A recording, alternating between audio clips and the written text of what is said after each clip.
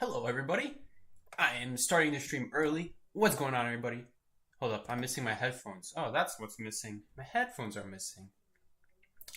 Welcome, everyone who's watching this as a YouTube video. There's no one here on the stream. This is the part of the stream where I'm just tying to YouTube because no one is here on the stream yet. So welcome, everybody. We are downloading the patches. Recently, as you guys may have known, a few weeks ago, Barmaid got a nice buff. And this buff was a few things. I had it written down, but I forgot what the buff is now. It was basically there's three big buffs with Barmaid. I'll explain it in a little bit. Let's wait for people to show up here. But what's going on, everybody? We're gonna be playing with Ace today. Ace Lazy, Ace Soul Candle, my favorite people to roast. Oh man, I love roasting Lazy. Wonderful. Oh, Websies is also here. That's nice. Wait, you can play the Survivor in rank? No way. Oh, okay. Okay, it's just because I had it in quick match. Alright. See, why aren't you at the Luna concert with Minnie and Angela? Because I don't have tickets and I don't feel like getting arrested today. Can you get arrested for illegally entering a concert? That feels like something you can get arrested for. At minimum, kicked out, but... Man... I'm joking. I don't think you can get arrested. Why haven't you been playing with Mama recently? Mama has recently started going back to work. The whole reason I was playing with Mama for such a long time was because she actually broke her leg in the shower. And so she wasn't able to go to work for the longest time. But now her foot has healed. Thankfully, unfortunately for me, I lost the rank duo, so I don't have Mama anymore. But I can still play with her in the afternoon. I just don't play in the afternoon, though. At least not anymore. You just get kicked out and banned from the venue. Alright, noted. I don't think I would ever go to another concert again anyway. They could ban me from concerts for a lifetime, I wouldn't care.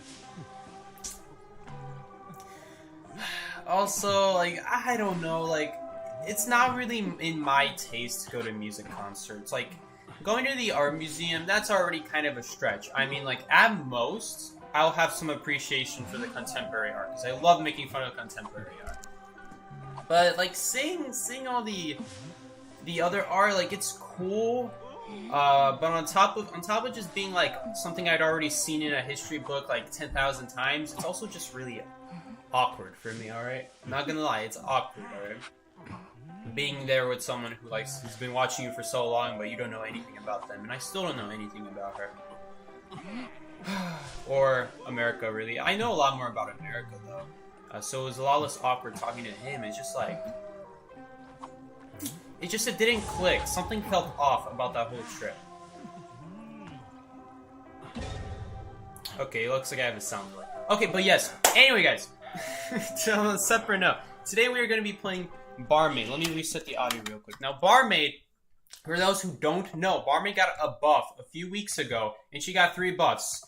The first buff is, instead of taking 21 seconds to heal from a bottle, she takes 90 seconds. This applies to all survivors who can drink Barmaid's bottles. The second buff is that bottles no longer injure you. So if you drink a bottle... Sorry, no. If you drink the healing bottle, you didn't get injured. But if you made a bottle, or you drink the speed bottle, you got injured. And that was a big problem. Because against stuff like chip hunters, that was like basically giving them a chance to build on that chip for the next 8 seconds.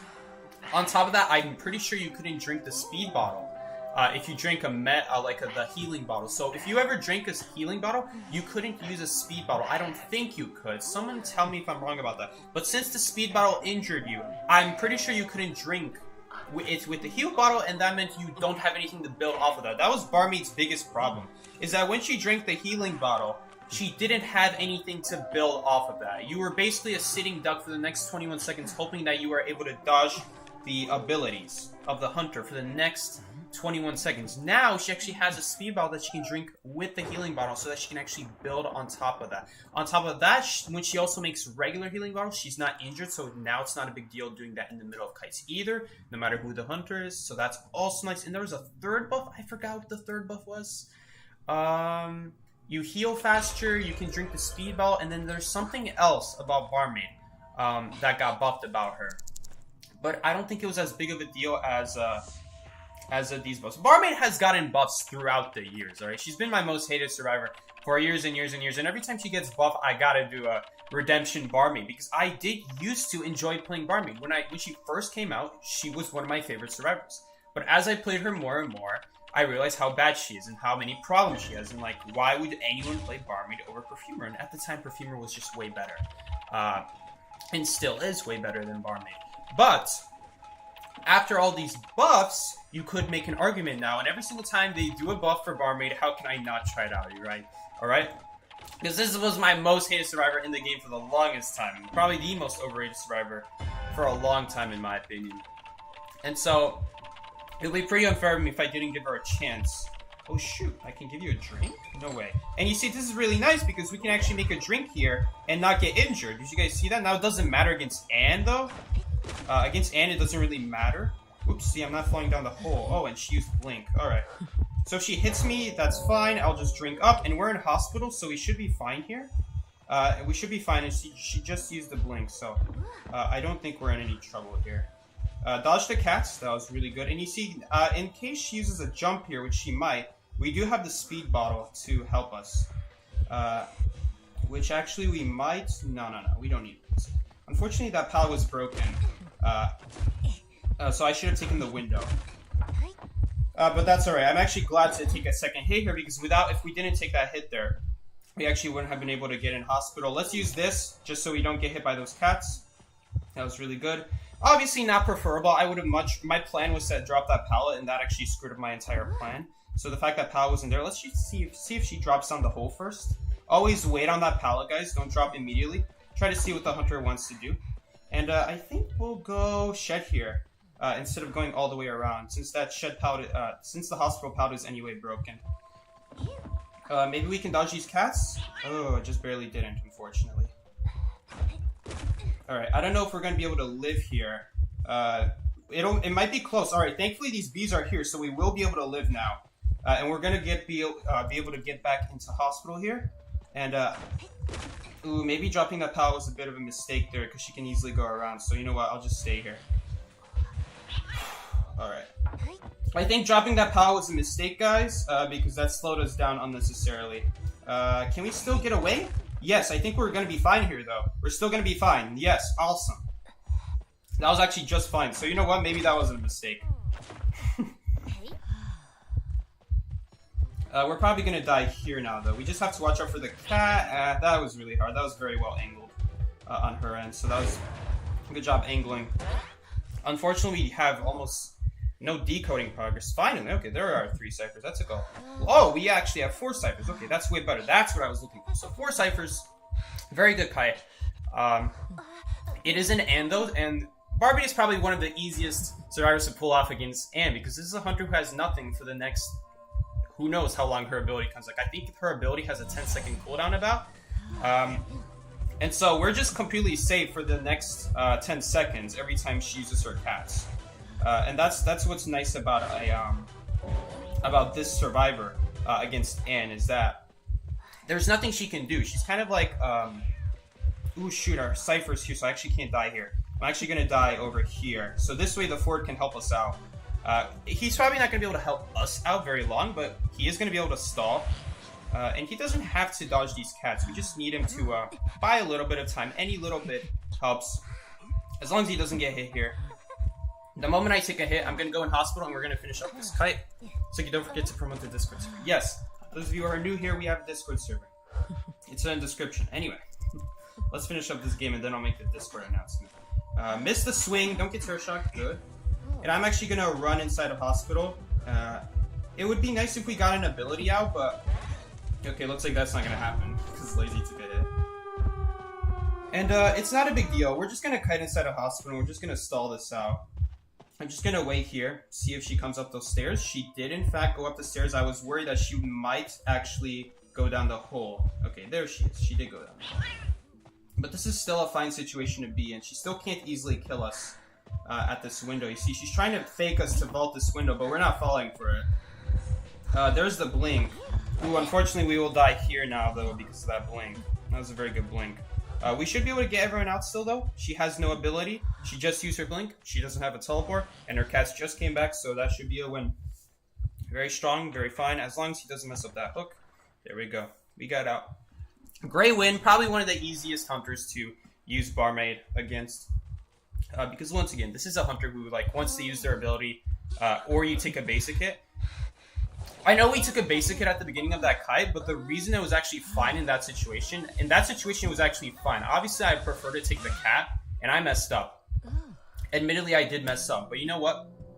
That's a situation where, like, even though you messed up, you gotta know how to take advantage of that. And I knew exactly how to take advantage of that. We go straight into hospital, and there's no way she can catch us for the next who knows how long. And we did get a blink out, so it was perfectly fine to do that. And yeah, there's the first win. Great support, great kiting. Glad I've healed up that anti-small just for free. That's something very rare. You never see that. You usually never see people kiting and then healing up mid-kite, and then the hunter has to switch targets. So that was really cool.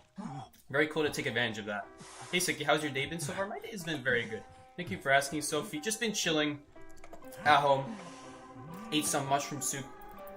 And yeah, now that the match is over, for those of you who don't know, we have a Discord server down in the description. I'm actually going to make an announcement right now on Discord that we're streaming. So yeah, thank you all so much for coming here. And yeah, hopefully we're going to have a good stream today with Barmaid. I have a feeling that this will be the Barmaid buff that Barmaid finally needed. She's gotten tons of buffs in the past. She's gotten a buff so that she starts with a healing bottle. She's gotten a buff so that instead of being injured halfway, she's injured 1/4. She's gotten a buff where instead of decoding 8% slower, she only decodes 5% slower for each bottle she drinks or makes. A lot of small and necessary buffs for Barmaid. And I have a feeling this will finally be the one. Let me see. Maybe I can start spot out the buff here. Because there was a third Barmaid buff. I forgot what it was. Ooh, I forgot what the third Barmaid buff was. Maybe there are only 2 buffs? The Barmaid haters playing her. It's like, thank you to my mod who made an announcement for me. Who is this? Is that Net? Alright. Someone already made an announcement on Discord. Thank you so much. But yeah. Oh, by the way, I guess she can't give drinks to little girl now because that's a new survivor who was added. Ever since Coordinator Minds, they used to be the only 2, but it took many years until a 3rd survivor where that can't drink bottles was released. I thought Elliot was streaming because I got confused. I thought yesterday was Thursday. Exactly, the same thing here. Hey, Psyche, just kanji? Just coming, I'm gonna assume you meant. What's up, Marby? Welcome to the stream. Hope you had a fantastic day. Man, my voice is already kind of hurting. I'm talking. Hello, Psyche. What's up, Princess Pasta? I don't know why we're banning Dreamwitch. I'm gonna ban Dreamwitch because they want to ban Dreamwitch, but I'm playing Barmaid for this whole stream, so if you guys are seriously wanting to main Barmaid, do not ban Dreamwitch because Barmaid is one of the best counters to Dreamwitch. Dreamwitch is one of those hunters where she gets a hit every like 25 or 30 seconds or so, but purely because of traits. So every time Dreamwitch uses a trait, she can't use that trait for the next 20 seconds. That was a nerf to Dreamwitch a long, long time ago, which, by the way, hardly did anything. But against Barmaid, it's helpful. As Barmaid, it is very helpful to take advantage of, that you know for a fact you're not going to be taking another trait hit for the next 20-25 seconds. And plus, it actually takes way longer than that for a patroller hit, because not only do you have to wait for the cooldown, the Dreamwitch has to like drop it, then run around with it, capture you, and then have a leech follow you and hit you. So by the time all that happens, it's like 35, 40 seconds maybe if you're lucky and you were far from the patroller or the leech that used the patroller. So Barmaid, in general, you should have a lot of time getting in drinks between hits against Dreamwitch. So there you go. So do you have tips for playing on mobile? Not really. You just gotta get used to it. It's kind of like learning to ride a bike. You know, eventually, it's hard at first, but eventually you get used to it. And let's see if hunters spawn over there. We might see the hunter's shadow. No, they didn't spawn over there. Alright. I forgot what the other spawn is in that case. Do you think she's a bit more viable after that? After this buff? I think she's a lot more viable because thanks to this buff, Barmaid can now drink speed drinks while healing up from a healing bottle. And that was not something she could do before. Barmaid's biggest problem, by far, was the fact that when she drank a healing bottle, she had a raw kite for the next 21 seconds. And that was her biggest problem forever. That was her biggest problem for forever.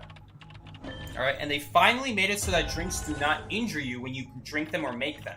And so when you drank the speed bottle, you got injured, meaning that you couldn't drink it while already trying to heal up. But now that it doesn't injure you, you will be able to drink it while healing up. And now that's something that can help you mid-kite, so that not only do you heal up, but you ensure that the heal would happen. So that's what we're trying to pull off here. I think it would be really good. I think it will be very good. This is another very good Barmaid hunter. Barmaid hunter. This is another very good hunter to play Barmaid against, because this is a hunter that almost got the mirror. Not close enough, though. This is another hunter where they use their ability, and then they can't hit you for the next however long until their next ability comes back. That's how this hunter works, Blood Queen. So Blood Queen has a 28-second cooldown in total. 12 seconds for the mirror, and 15 seconds for the cooldown of the mirror. So, sorry, I guess that's 27 seconds. 27 seconds where you can drink the bottle, and that's going to be plenty of time for you to heal up until the next mirror. And so, that's the strategy against, what's her name? Blood Queen. It's possible that we might get value out of the speed bottle, but we're going to need to combine it with a second speed boost, because one speed bottle will not be enough to counter a mirror if this is a Blood Queen with perfect mirror accuracy. So if it's not a hunter with perfect mirror accuracy, one speed bottle might be enough. But otherwise, you're going to need to combine it with something else. Maybe like a Flywheel if we have that. That would be another good situation. Otherwise, we can just boost away and follow that up with a window boost or a pallet boost or something like that. Seki, did you see the new hunter abilities? I did, but it's all in Chinese, so I'm not really sure what they do. All I know is like you can kind of suck in survivors and look in the sky or something like that, and like you can change the decode kind of like a prisoner. Wow, that was a very fast down. Oh, wow. That felt like a farm. Very quick farm. But yeah. Guys, does anyone remember what the third Barmaid buff was? Barmaid got 3 buffs, and I only remember 2 of them. Whew. I'm gonna have to like check after this match, like what the buff was. Jay posted a translation of the abilities. I'll go check it out later, but not this stream. Hunter used Blink. But yeah, I'm very surprised. I guess on a different topic, I'm surprised the devs have been releasing characters so quickly. Usually that's very unlike them. And Small just will have to go for the risk. So I can't make that before half. And we need to finish the cipher. We don't finish the cipher. If I just randomly go for that rescue, look how far away the cipher is. This is the farthest cipher on the map right now. So the moment I leave it, we're not going to be able to tie this game. So we need someone else to fill in the rescue for me until that happens. She can heal and use the speed drink. Noted. She can make a drink while injured. That was already part of... She already was able to do that for once. And she no longer takes chip damage from making drinks. That's a new one. But her making drinks while injured is not new. She was already able to do that. It was just never useful because it took 10 seconds to make, so... Since it took 10 seconds to make, you can never do it mid-kite, so it's not something... really worth considering unless you somehow lost the hunter, which never happens.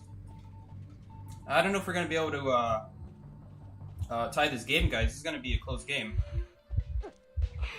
But let's see. This hunter's trying to block me off, so this is an after half rescue. Let's try that. Let's make sure that doesn't happen.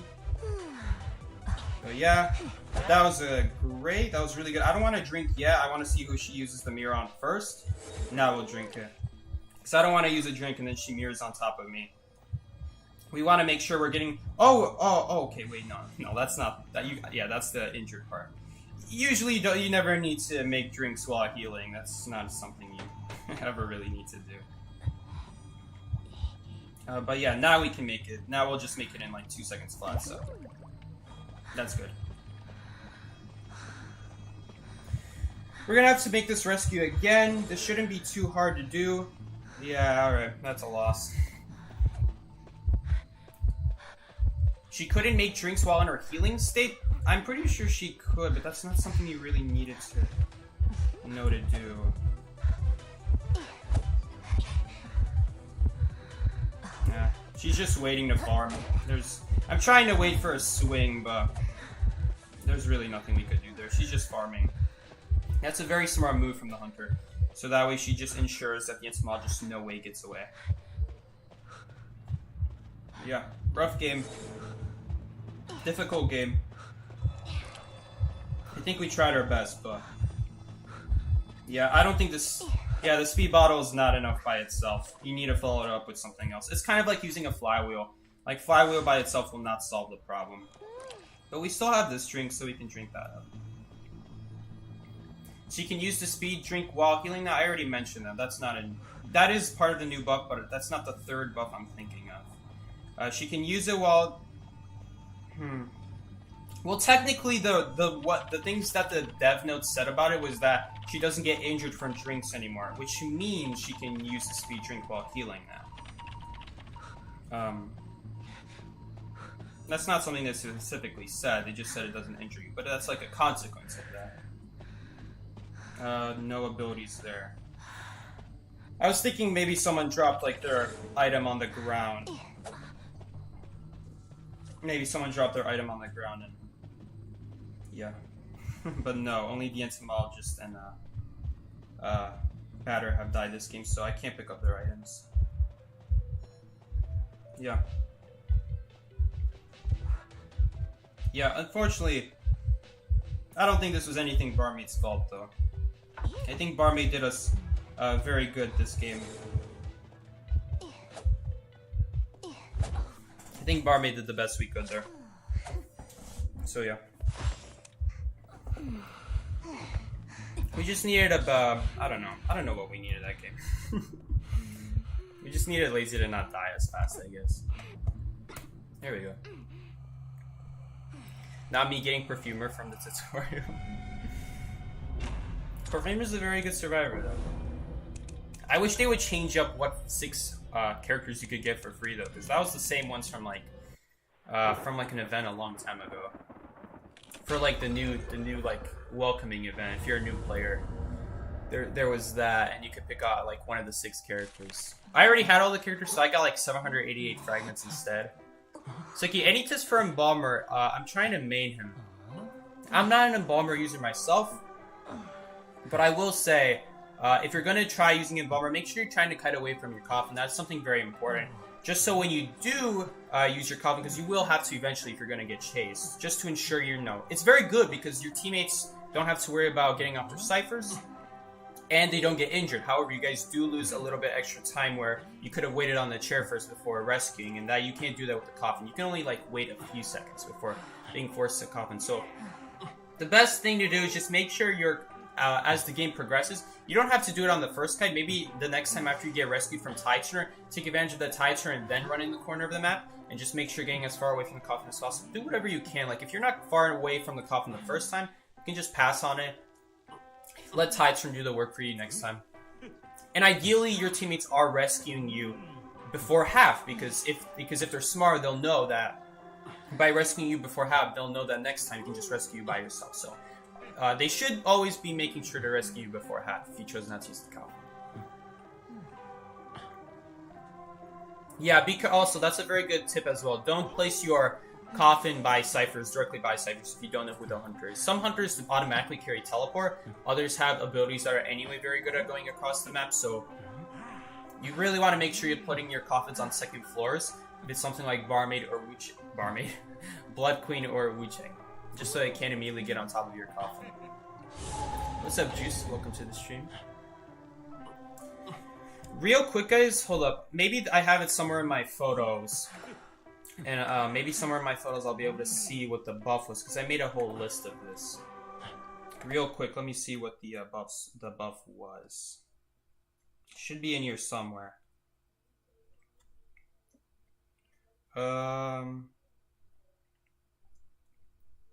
Barmaid, okay. Oh, it was only 2 buffs. Okay, so there were only 2 buffs. I wasn't forgetting anything.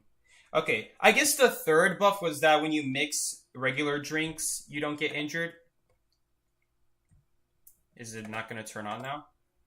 The game? Is the game just not going to turn on now? Okay, there you go. So there are only 2 buffs. The 2 buffs was that she takes...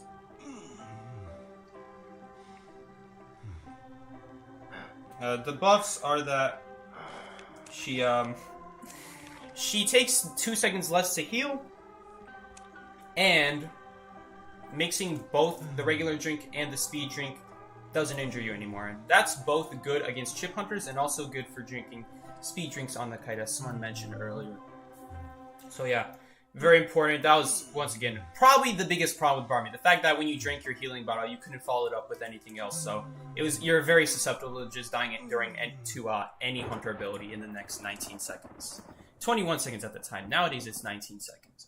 That 2 seconds doesn't really make a difference because most hunter abilities anyway come back before 19 seconds. So the difference between 21 and 19 seconds isn't really a big deal. I guess it's a big deal if you struggled getting hit by basic hits a lot. This is a dangerous spawn. Hunters spawned by statue. And they're actually not going to forest. That's very interesting. Oh, I still don't want to do the cipher though, because you never know. The reason that's a very dangerous spawn is because both hunter spawns the hunter can get. There's only 2 hunter spawns the hunter can get if you get that spawn. And both of them, the hunter always comes to you because you are the best target for them to chase using their spawn. The 2 spawns are at statue, so like this is where the hunter spawned just now. This is also a really good cipher to do anyway, just because... Ooh, shoot. It's a Geisha, and she actually could have hit me through the pallet there if she swung a little bit sooner.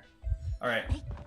So, the trick against this hunter is using tall walls. Tall walls will be our best friend in this match. Just making sure she's not able to get good butterflies on us. And as we're kiting, we want to slowly make our way to hospital. And that's going to help us it's going to make a big impact on this kite. Being able to slowly kite our way. Ooh, I'm going to need a portal. That was a pointless owl. Where is she? Okay, she's still over there. That was a very bad owl. I did not call for an owl. That's one of my biggest problems with Ace right now, is that they'll just give me owls without me ever asking for it. And it happens way too often. It's a huge annoyance of mine. Alright, it looks like she's actually falling down the hole, or she's going down the stairs. Either way, that's okay, because we'll just take the second portal. Ah, shoot, she's being patient. Very well played from the Geisha. But you know what? That's still fine. Because we still have another drinking bottle. She already used her blink. And I wish we had an owl right now. But that's not gonna happen. We're just gonna wait here. We kind of have to waste our pallet boost, unfortunately, just waiting here.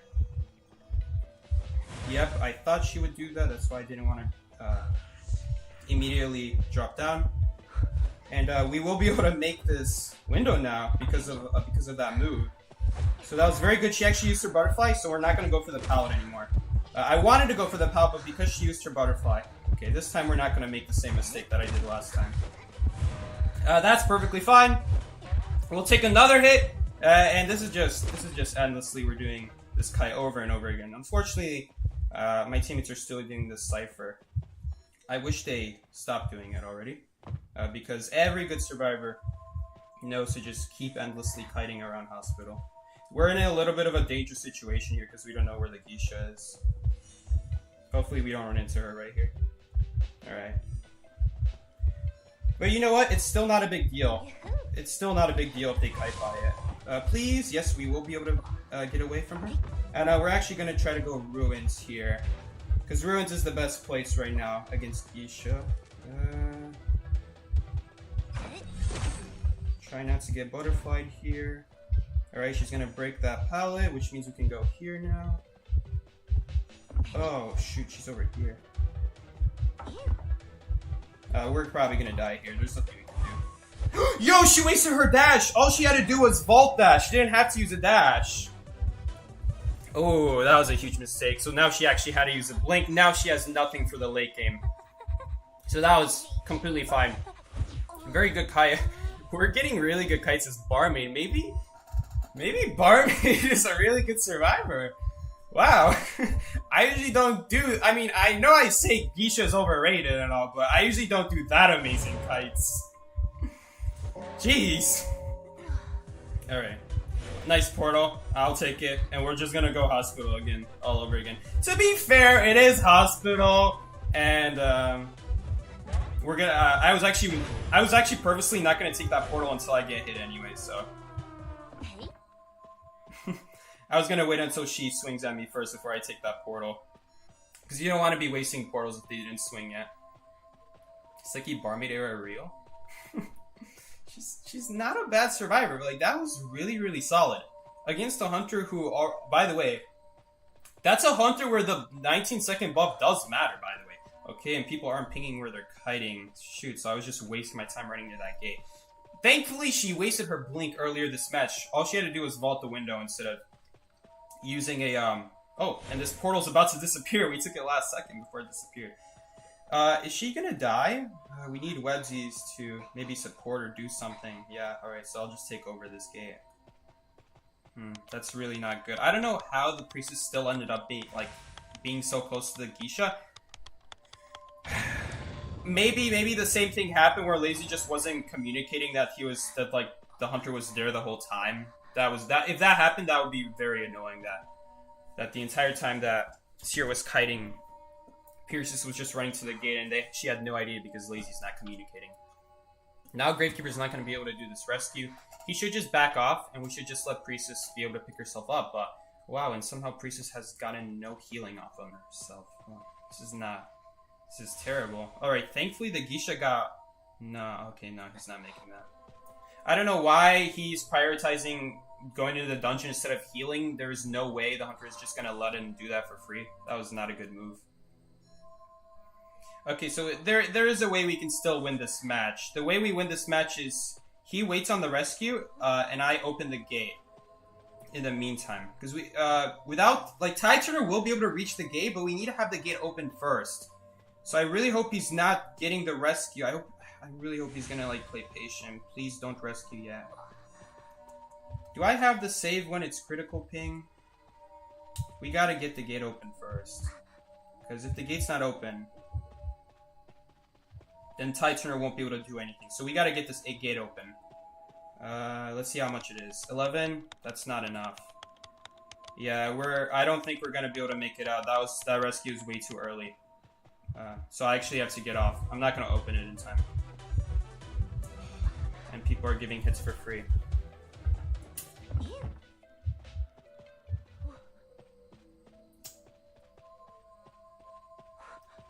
That's just a game sense problem right there. People just need to have better game sense. That's... yeah. I think we actually lose this game now, because now she just teleports on this gate. We actually could have won this game, but he rescued way too early. We might still be able to make it out. Okay. I don't know what took that chair so long, but thankfully we're able to get out still. That was really bad.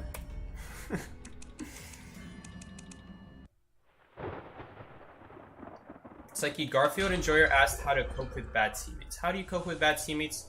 Really, at the end of the day, you need to ask yourself, did you play well, alright? If you played well, then that's not on you. Don't feel like you're at fault because someone else played badly, and you played perfect, which is basically what happened. Maybe not perfect, but pretty darn near perfect. It would be pretty hard to find a mistake in that kite that I would, change if I could go back. Maybe, the one thing I would change is, if I had faster reflexes, I wouldn't have taken the first hit that game, which caused me to use my first bottle, but it was perfectly fine anyway. Maybe another mistake was dropping down the hole too early, so then she took the stairs. That maybe would be another mistake. That Priestess portal maybe would be a third mistake, but these are all very minor mistakes that hardly change the outcome of that kite.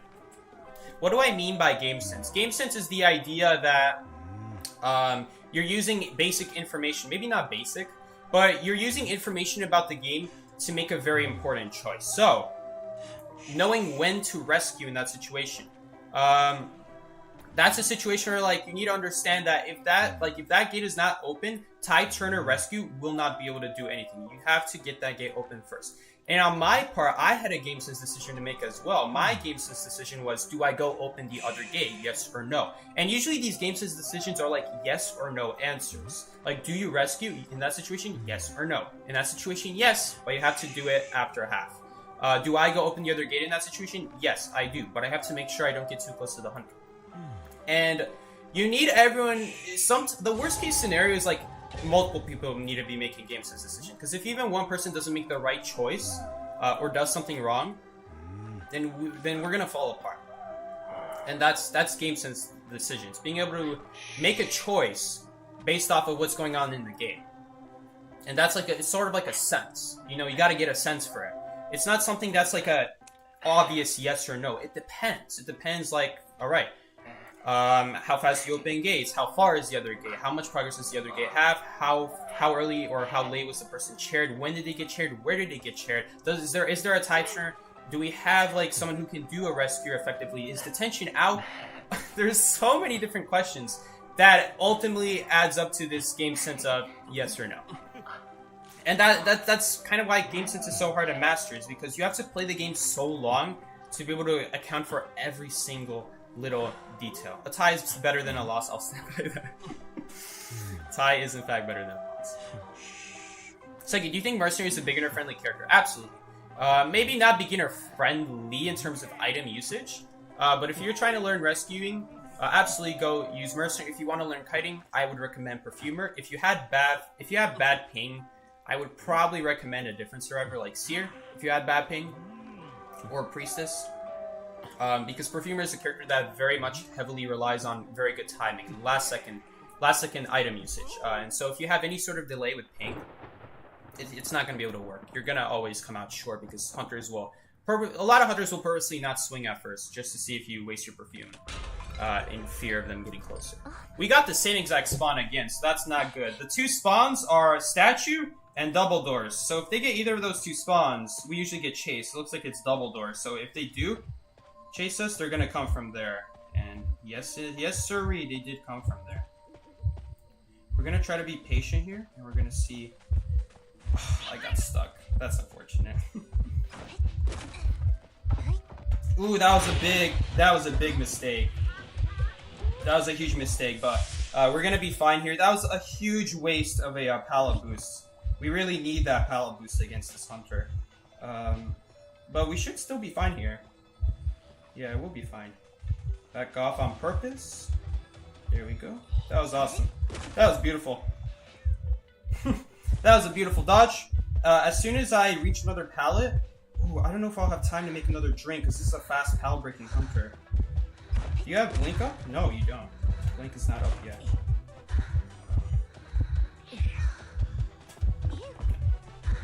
Honestly, if she had Blink there, she could have used it right then and there. Okay, we're going to get hit here no matter what, so I'm going to try to make a drink. There we go. And... we do have the pallet boost, so now the pallet boost is going to be very important. I'm actually purposely not going to go up the stairs because I don't want her to blink through the wall. I'm very worried that she'll do that. We're just trying to distance ourselves right now. We don't want to die to any blinks here. Distance ourselves from the wall right here again. And we're just going to make another... Oh no, I forgot to drink it! Oh shoot, no, I forgot to drink it. That's my fault, that's my fault. That was my fault, I forgot to drink it. Ah, shoot. We might be fine here still. We're still fine. That's so dumb. That's so dumb. That shouldn't have worked. Oh, that's so dumb. I feel bad for that hunter. Wow. Wow, that we just cheesed her so badly. Is the pallet still here, by the way? I don't think the pallet is still here, so no point of using the speed bottle. We'll just take the hit, and we'll go over here. We'll just keep stalling these cats. That's what we do best. Just keep stalling. Did she use her cats? Yep, she did. Since she used her cats, I'm actually going to take a different route, because she's way close to us than she normally would be. We're going to use this again. Let's see what she does. We're going to go ruins now. Actually, I'm pretty sure we'll live here. I don't think we need the owl here. I think we'll live. I'll use this just to make sure. It's possible that maybe we didn't need that, but we're gonna live now. So that was really good. Oops, sorry. You shouldn't be hugging me that close. Sorry. I'll say sorry, but if I were him, I wouldn't have gotten that close to the pallet. Like, let the person do their thing. Because, like, once the hunter runs out of their cats and they don't have cats, I don't need your help anymore. Seki, what is stalling? Stalling. That's a very important term to know in this game. So, There are some hunters in this game where there is no counter to their ability once you end up having the ability on top of you. Some examples of this are Anne. Other examples are Clerk. These are hunters where, like, once they have their ability on you, you're stuck with it. There's no way to remove it. Unless you're Perfumer and you perfume away the cat. Which you can do, by the way, now. Which I still don't really recommend because you end up losing a lot of distance doing that because you're stuck in a very long animation. And usually the Ant can hit you before then, unless you're right next to a pallet. And assuming that pallet is enough to protect you for the next, until you get your next perfume. But anyway, stalling is the act of constantly avoiding the hunter. Like, instead of addressing the problem, you're delaying it. Instead of like playing into it, you're delaying it almost. Like, there's no other way for me to say it. You're just delaying it. So I could go next to walls, right? But if I know the hunter has blink, well, then that's a bad decision. Because then you're gonna give them a free blink and they'll easily take it, right?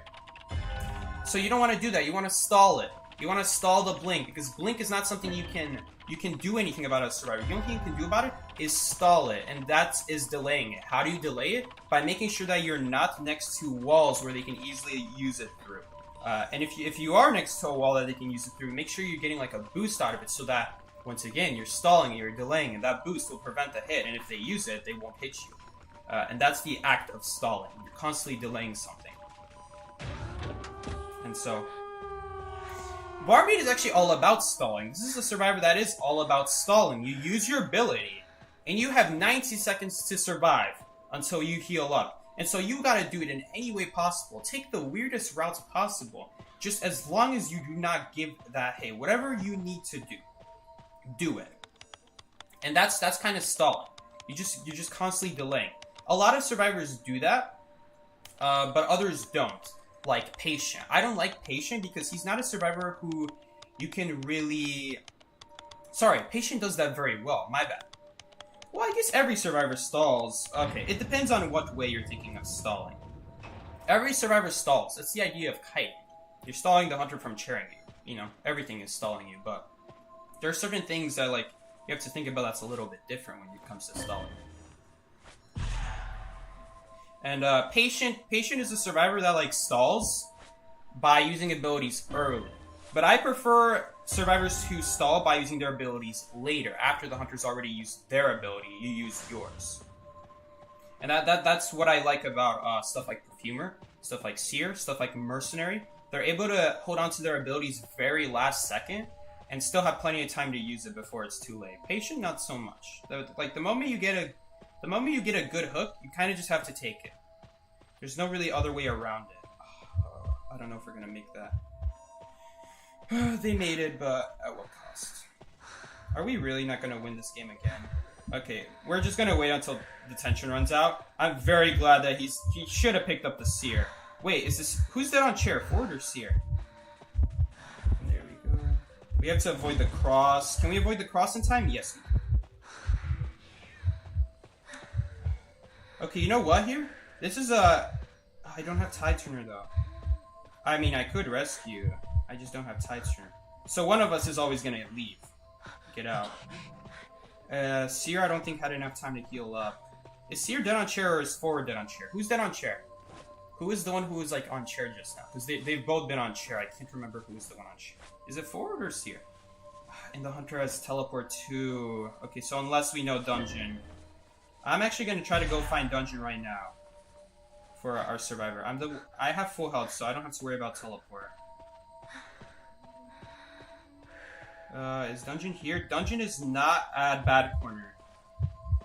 Websies, if you're listening, dungeon is not at bad corner. And the hunter is by front gate, so this is your chance to go find the dungeon. Okay, you found the dungeon? Awesome. Alright. Why did I not go in gate? Right away? Simple. I'm stalling. I'm stalling until my teammate finds the dungeon. And the moment they find dungeon, that's when I leave. Or the moment I take a hit, that's when I leave. Since I have full health, I want to make sure I'm getting the most value out of my full health. Since Hunter has no detention, I want to make sure that if it matters, like if there's no point of waiting, of like leaving the gate, don't do it. Don't do it. Just leave if you can. But if you can and you shouldn't, then don't leave. Try to take a hit first, waste as much time as possible. Don't give... Yeah, and with blink, I know. And without blink, I know. It's weird, but we did a very good job stalling the blink anyway, so we didn't give her any good blinks. The only time that Anne had a good blink was when I forgot to use my healing bottle. I used my healing bottle way too late the second time I got hit. I completely forgot to press the button again. And so that would have been a great time to use the blink there, because I was starting to lose distance, thinking that I already had full health. Guys, do you think Painter should carry Tide or Broken Moves? It depends on your team comp. If you already have 2 people with Tide Turner, or people who should be carrying Tide Turner, then you do not need a 3rd Tide Turner. Having a 3rd Tide Turner is usually completely pointless. The only situation a 3rd Tide Turner would be helpful in is if the person with Tide Turner got put on chair. But the whole reason you want the right people with Tide Turners, because the people with Tide Turners are the stronger kiters anyway, who don't really need Broken Moves. That's why, generally speaking, I don't like to see people with, like, Tide Turner Painter or Tide Turner Sears, because, well, Tide Turner Sears is different because his ability is not that great on rescues, because if you send an out to someone, you'll just get hit instead. Stuff like, I don't know, I'm sure there's an example in here somewhere, but survivors who tend to carry Tide Turner need to also be able to do a 3-separate kite without Broken Moves, and I don't believe Painter is one of those survivors. So if you do take Tide Turner, you're taking a pretty major risk. In the fact that either you don't get chased, so you make sure you hide, or if you do get chased, that you're confident that you can do a 3-separate kite. And that depends on your area as well, so you have to make sure you're in safer areas. Painter, anyway, is a survivor that you need to be already in good areas, because you don't start with an ability. So you need to kind of like stall. You need to stall until you can start painting. And to do that, you need to be in a good area, because most hunters in this game have very good abilities, so yeah. Is Entomologist good? Entomologist is very good. Just make sure you're playing around Blood Queen. You don't want to play Entomologist into a Blood Queen hunter. That would be a very bad thing to do. But we did win that game. That was a great win. A little messy, but we'll take it.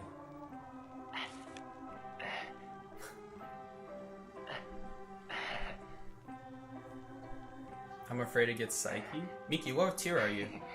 Are you actually around our tier where you can get us? It depends who the lowest tier survivor is in our group. I believe I'm the highest tier, so you don't have to worry about me. You just have to worry about who is the lowest tier. If someone here is like Alicorn 5, then you only have to be Manticore 5 to match with us. So anything Manticore 5 and up, you could match with us. But again, that depends with the lowest tiers. I just kind of made an assumption there. Did we just get Hospital again? Nah, okay. Well, it's still a very good Survivor map. We've been getting a lot of good Survivor maps. These are maps that Barmaid is very good on. Mostly because Barmaid is a character that is all about taking hits. And what's so great about taking a hit, you may ask, is you get that 2-second boost every time you get hit. And that's kind of like what Perfumer takes advantage of. Not so much because she has to waste half of it perfuming and then she can move. But that's what Perfumer, Psychologist, Barmaid, that's kind of their ability if you think about it. Their ability is getting those 2-second boosts after every hit. And using that to transition to OP kiting areas, which is why Hospital is amazing for Barmaid. Because she takes that hit, she wants to take that hit, and she uses that hit to transition to an amazing kiting area. And that's what Barmaid is all about. That's what... Perfumer is a little bit harder to pull that off of, because you have to waste half your boost on perfume, so it's very difficult too. But the thing about Perfumer is she can actually make worse kiting areas work because of her perfume, so that's really nice. Leo's memory deletion went. Who remembers when Leo's memory had the pallet on the stairs? There used to be 2 pallets on the stairs. There used to be a pallet here. There used to be a pallet right here at this door. There was this window, and this used to be a window. This used to be a window. That's no longer a window. Now, to be fair, you could go around that window. One of those windows, at least. This door used to be a window. That window was always there. This door was always here. The stairs used to go all the way around this building, and they would go downstairs next to this window. So you enter this window, you vault over it, you go up the stairs here, you go all the way up here, and you might be thinking, oh, this is very good for hunters, right? Because look how far you have to travel until the window across over there. Actually, it was terrible, because there was a pallet over here that you couldn't go around. Eventually the devs didn't know what to do. At some point they turned this window into a door, and there was no pallet here, but that was still too OP because people would just go in the back instead and then vault the window here and then do the whole thing again, except without this loop. Until eventually they just decided to put a pallet here and just make these stairs go all the way up here, which is still, in my opinion, sometimes that's better than the old Leo's memory, because sometimes having nothing here really, really hurts you. For example, if the cipher was outside of factory over here, then you basically couldn't use factory because there was nothing here to get to the stairs. That's really bad.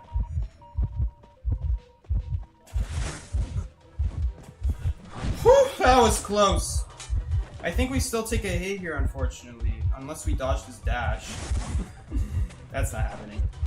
We should still be fine here. You see, against these types of hunters, the 19 seconds from 21 really matters. Like Geisha, Percy, hunters who anyway have abilities very quickly. Oopsie, I forgot he had confined space. So I don't know if we'll be able to, come on. Nice. Nice, that was awesome. We don't have a window boost anymore, so we're kind of in trouble. We almost have another, though. We almost have it. Come on, come on. Just a little longer. Just gotta stall a little bit longer. Where is he? Where'd he go? Woo! Woo, I gotta say, Barmaid kites always get my heart pumping a little, because it's always last second. Dude, maybe the 2 seconds is bigger than I thought, because the fact that I can heal 2 seconds quicker means I can get my next drink 2 seconds quicker. So in reality, it's still 21 seconds if you want to make another drink, because it takes 2 seconds to make a drink and 19 to actually heal from it. So it still takes 21 seconds, but the fact that you can do that makes so many like tight situations possible now, and that's really good. That's very important. Unfortunately, we kind of had to use a lot of their abilities there. We kind of used everything there, and that's the one problem with Barmaid, is that she still ends up with, she does end up lacking in abilities. She does fall short, admittedly. Because she only has 2 bottles, unfortunately. I maybe could have gone for a stun there, but... Beta swing? Nice. I always love doing that against Percy's. Maybe we'll do it again. Ooh, but no, he just straight up missed that. Maybe he'll do it again. Ah. It's kind of like a 50-50. That pal, it kind of stinks doing that with. I don't think we'll drop this right away. We'll just keep stalling. He might jump here. Gotta be careful about that.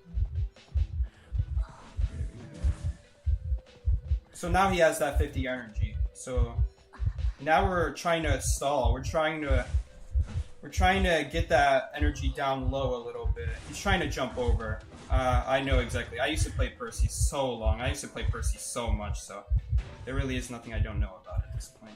Is he gonna swing here? No, he knows. We gotta make sure you're swinging in the right direction, though. That's the one thing I will say. Oh, he's not swinging in the right direction! You gotta swing in the direction of the survivor! Ooh, that's gonna cost him. That's gonna cost him. We could just pop. Just pop it. Because against Percy, you generally don't want to be going down anyway. How much energy do you have, sir?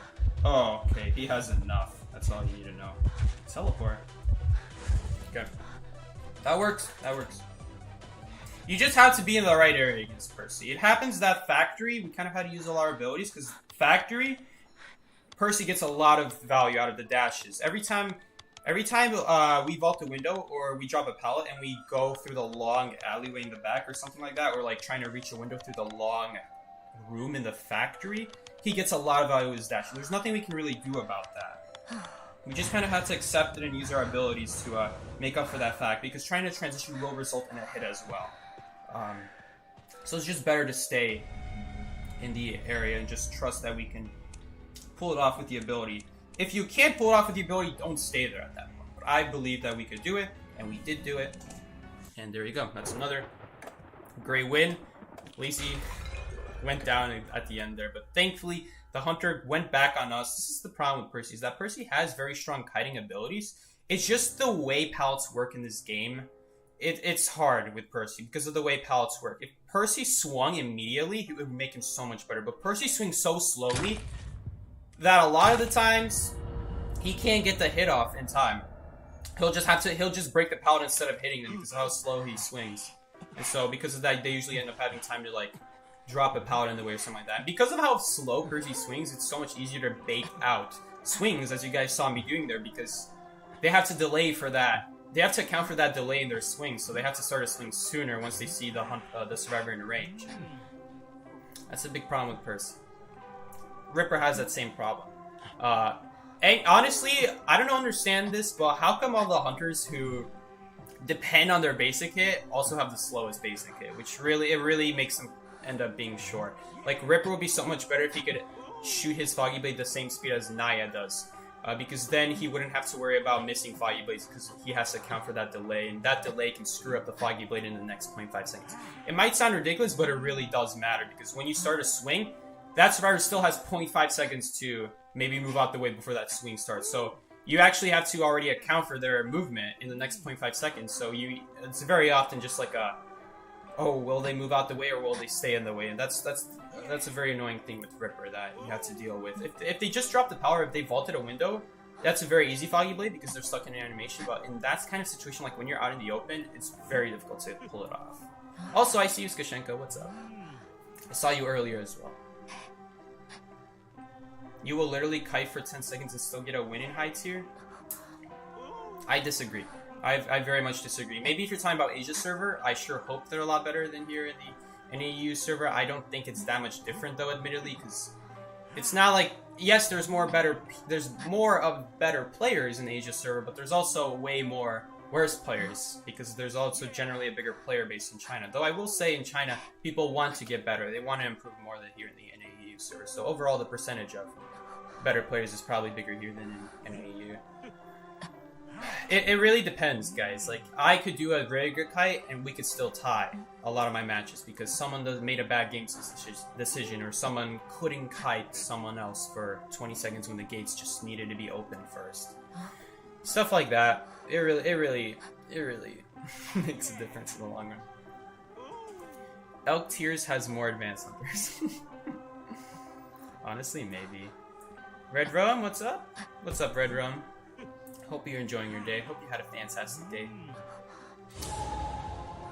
I wonder if the elk hunters are better though, just because maybe it might be smurfs. You never know. You never know. You could be doing well the entire match and still end up with a soloist.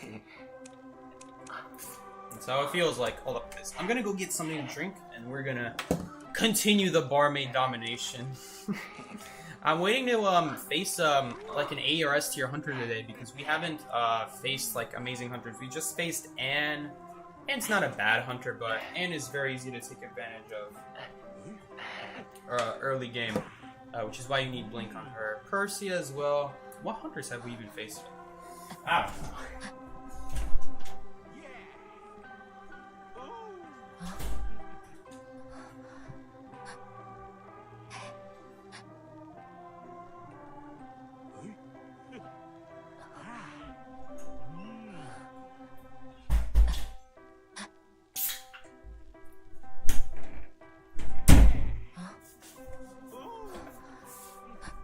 Alright.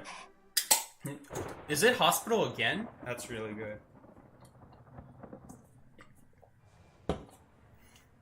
Oh, we did face that one Geisha, which people think is like an S tier hunter or something like that. We got key spawn.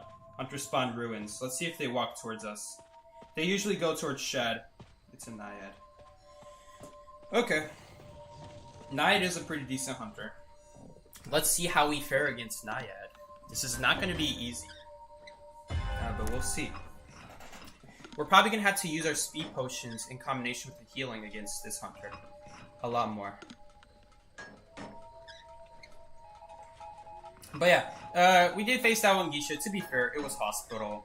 And if you know what you're doing on hospital, you just go inside a hospital. And Geisha has a very difficult time on hospital. Inside of hospital. Every hunter has a difficult time on hospital.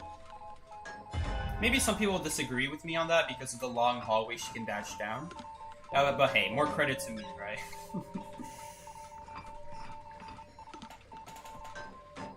Oops, yeah, I meant to ping all good, but it disappeared.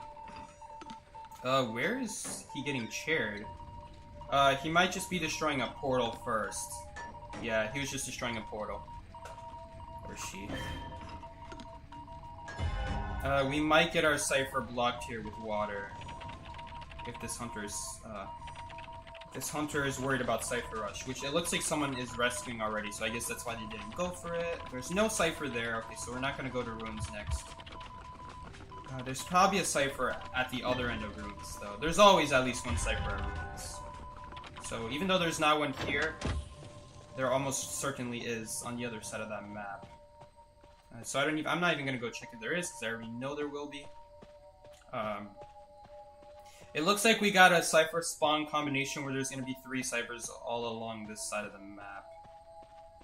Yeah, there's one, and there should be another in that corner. Maybe not. Maybe we got lucky.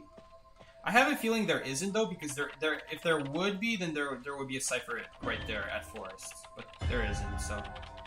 I don't think we're gonna get cipher locked this game, but we still want to make sure we're finishing the danger ciphers while we have a chance.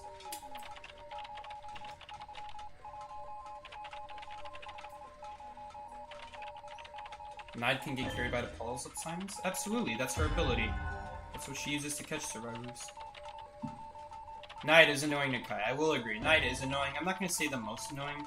That one, I think Sculptor deserves that title just because there's nothing worse than getting pushed away from the kiting areas you want to go to. Is he dead on chair? No, okay, which means I'm in a very...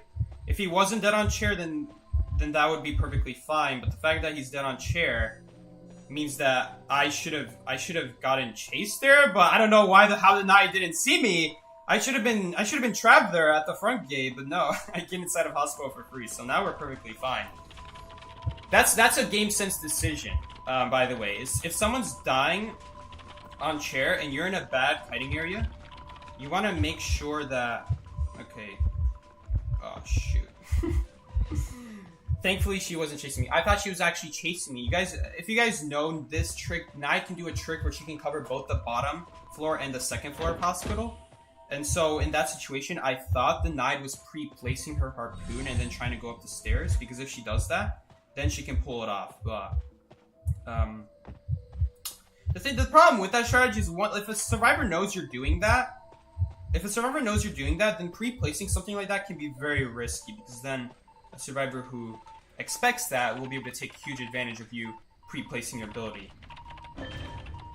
Like that. Percy is doing a really solid cut. I do have to watch out for this Naiad, like maybe jumping down the hole and trying to stop the cipher. And just accepting that she's not going to chase a priestess in hospital. That's what I would do as Hunter right now, personally, but no, she's going to go after the priestess anyway.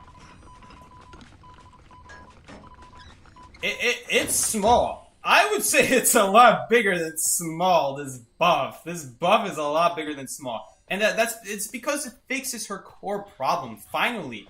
It's so nice seeing the devs fixing, like when they buff a survivor, they're finally fixing the core problem. Barmaid has gotten so many buffs in the past, but she's always fallen short because that buff is not fixing her core problem. And the core problem is the fact that she can't use other abilities while she's healing. Now she can. Granted, she only gets 1 speed bottle though. I think her speed bottle deserves more. I feel like it's a little underwhelming still, the speed bottle. Either give a second one or just make the first one last 3 seconds, because this one feels like it lasts 1.5 seconds. It says it lasts 2 seconds, but it doesn't feel like it. It doesn't feel like 2 seconds. So, maybe I'm going crazy. Maybe Barmaid is actually way better than I think. So maybe she doesn't need it after all. Maybe this was all she needed. Maybe just 1 bottle was enough the whole time. Maybe just the fact that she's able to drink it is what makes the difference. I think that pop was a mistake. Honestly, though, it might have worked out only because that Naiad swung and then we popped. Alright. I think that pop was a mistake, but we got lucky. We should have waited on that pop and then just had Ensemble just rescue. That would have been the safer decision than just popping brainlessly like that. We didn't get to kite this match. We probably should have had a kite this match, but somehow the knight didn't see me. So we were able to get away scot-free, get to a good area. That would have been an interesting kite for sure, because Hunter has presence, and we're not in the safest area. And so I would be very curious to see how that ends up. I mean, it probably would end up the same way, because the moment I take a hit, I drink, drop the hospital pallet. Who am I kidding? It's probably going to end up the same way. The only difference is I would have to use my ability sooner. That's what would be different, but otherwise... Otherwise, it would probably be the same. We'll take a time. That forward died with 95% football. That was sad. Lazy, you're sad. The new hunter is confusing me. Does he hit and chip damage? I was so lost watching the video. So I'm guessing you also saw the Chinese video. I wouldn't panic about it. I wouldn't panic about it until you can actually read what it says. Then would be a good time to panic.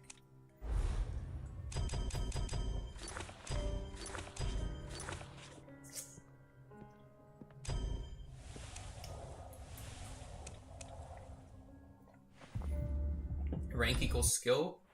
Can I not play anymore? Am I champion already? Oh shoot. Well, there goes that. Alright guys, remember that great that great session we were having? Yeah, it's about to go down the drain.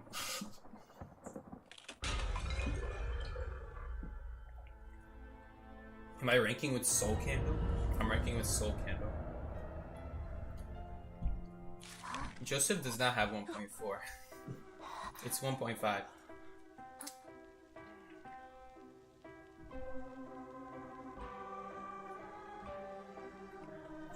Actually, Joseph has 1.5 hit. Thank you, Rachess. We got all the nerds coming out correcting that 1.4. Bruno the nerd coming out correcting that 1.4. We love to see it, Bruno. If I had some glasses right now, I would take him out and I would be like, hold up, I got some right here. Actually, guys, it's 1.4. It's 1.5, not 1.4. You guys got it wrong. Get your numbers right. Oh my god, I'm sounding like a Starbucks girl. Actually, it's actually 1.5. Isn't it 1.75? No, well, actually, don't make me pull out my glasses for this one, but actually, it's actually 1.5. It's 1.75? No, it's not. You take 1.75 damage. It's not 1.75. 1.5! Told you! Listen to the nerds. Actually. Called it. You can start. Come on, guys.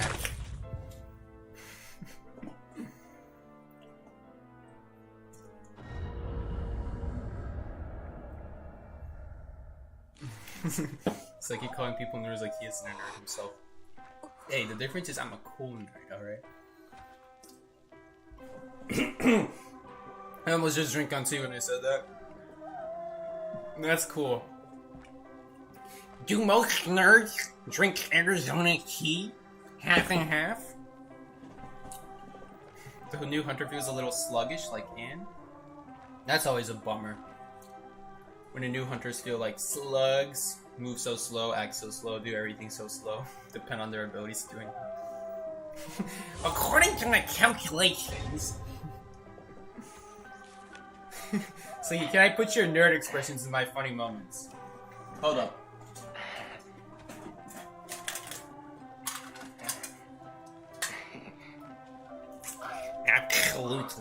Absolutely put these moments. Alright. Shoot, it's not closing anymore. I literally only use these glasses as a one giant joke. Why wouldn't it close anymore? No, the metal part fell out! Where's the metal part? Oh, shoot. Oh, no. Okay, then. Oopsie, don't pick that. That's a terrible survivor. Go a much better survivor so you like Barmaid. Where did it go? Oh my god, I'm never gonna find it now. What happened to it? There's like a little magnet that's supposed to be here. It's gone. It won't close anymore. I mean, it will close. It's just like... doesn't have that nice magnetic feel to it. Man, that's a bummer. Well, there goes that. I guess I'll go have to find it later. I'll go find it later. It's somewhere on the floor. I wonder what color it is. Here comes the enchantress. Yep, there's a loss. We're gonna lose already. There's an enchantress. Arms factory. Strongest area on this map is gonna be factory, obviously. Although we didn't get a super nice spawn ourselves. That's an Ann. They spawned back gate. Technically, my spawn isn't a key spawn. I don't think, but I anyway always check back gate.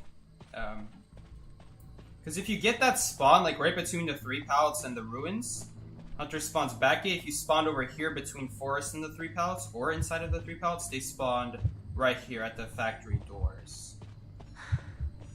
Alright, we do have a harpy. We don't have any info on where the hunter is, though. I really want to do this middle cipher, though.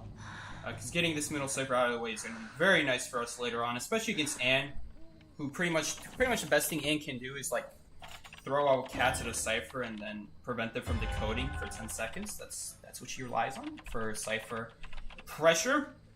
And basically you just counter that by either stepping away from the cipher, or if the cipher's close by, then the best thing to do is to just either finish it if you can, or just start a new one and come back to this one later.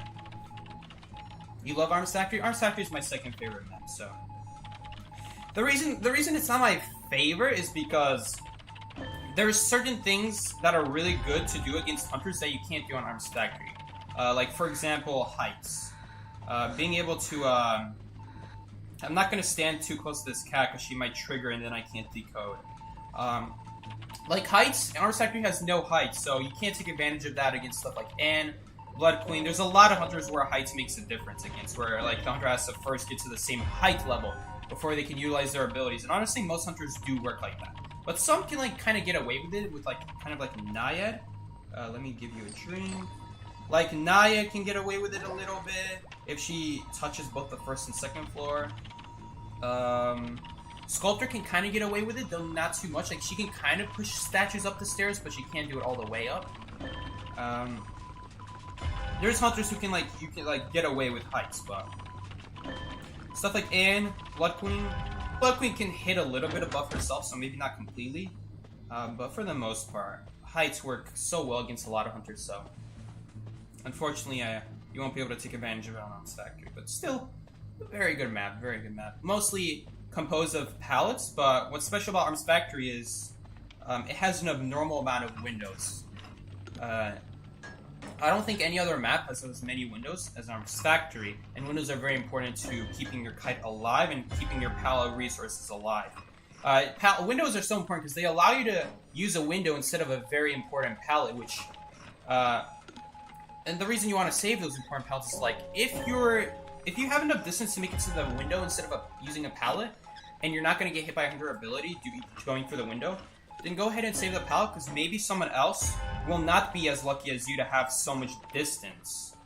Well, I'm not making that rescue anymore. Actually, I could have made that rescue if I went sooner. I'm a barmaid. I'm not gonna... It's just, here's the thing. Like, you're not gonna want to go for rescues as a barmaid. General rule of thumb. She's not a rescue character. But if she leaves that chair, maybe Patient can get a rescue. But yeah, it would be really nice if we could get a rescue, because that Enchantress does have 3 stats. Not that it really matters against Ann, but... Mech is the best decoder? Agreed. I do think Mech is... well, maybe not the best. Like, Mechanic is more consistent than Postman, but if you get lucky with Postman and his deco letters, Postman is better. But it does require a little bit of luck. Dude, maybe if we can like body block the Enchantress, or like give her a drink, or like stall or do something. I would love to heal up this patient. Come on, get here. Come here. We gotta get you healed up. Oh no, we actually have the Cypher's Prime. No way. I'm over here preparing to like for someone needing to do like a rebound kite after that Enchantress dies. But wow, we were really close. That's why you don't pick Enchantress. Enchantress is not a survivor that you can it like does very well against hunters. A lot of hunters, because a lot of hunters start with an ability. This is obviously not great that I ended up kiting towards someone else's gate. It's not great. But if I use that pallet, then what? Then I probably die, and that's worse than dying by someone's gate, because then both of us go down. Anyway, Mercenary is the best decoder. You know, a lot of people take it as a joke, but that's a serious thing. Mercenary is a seriously good decoder. Because you can immediately do a cipher without having to worry about rotating.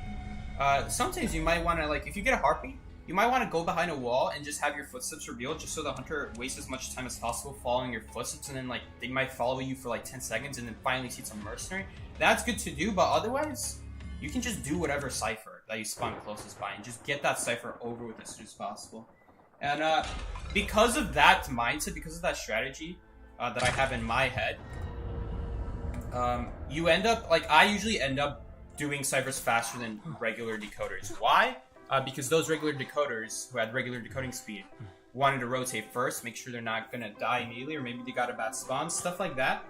Or maybe they ran into someone's cipher, which at that point is kind of their fault, and it's the teammate's fault for not pinging that they're decoding there, or it's the person's fault for not paying attention if they did ping, or at that point it's kind of the survivor's problem at that point. But you can't really control rotations. The spawn you get is the spawn you have to deal with, and you will sometimes have to rotate away from it. But Mercenary, thankfully, doesn't have to deal with that, and so a lot of times you can get like one cipher done pretty early on, just because everyone else is trying to rotate, and you're just chilling doing a cipher.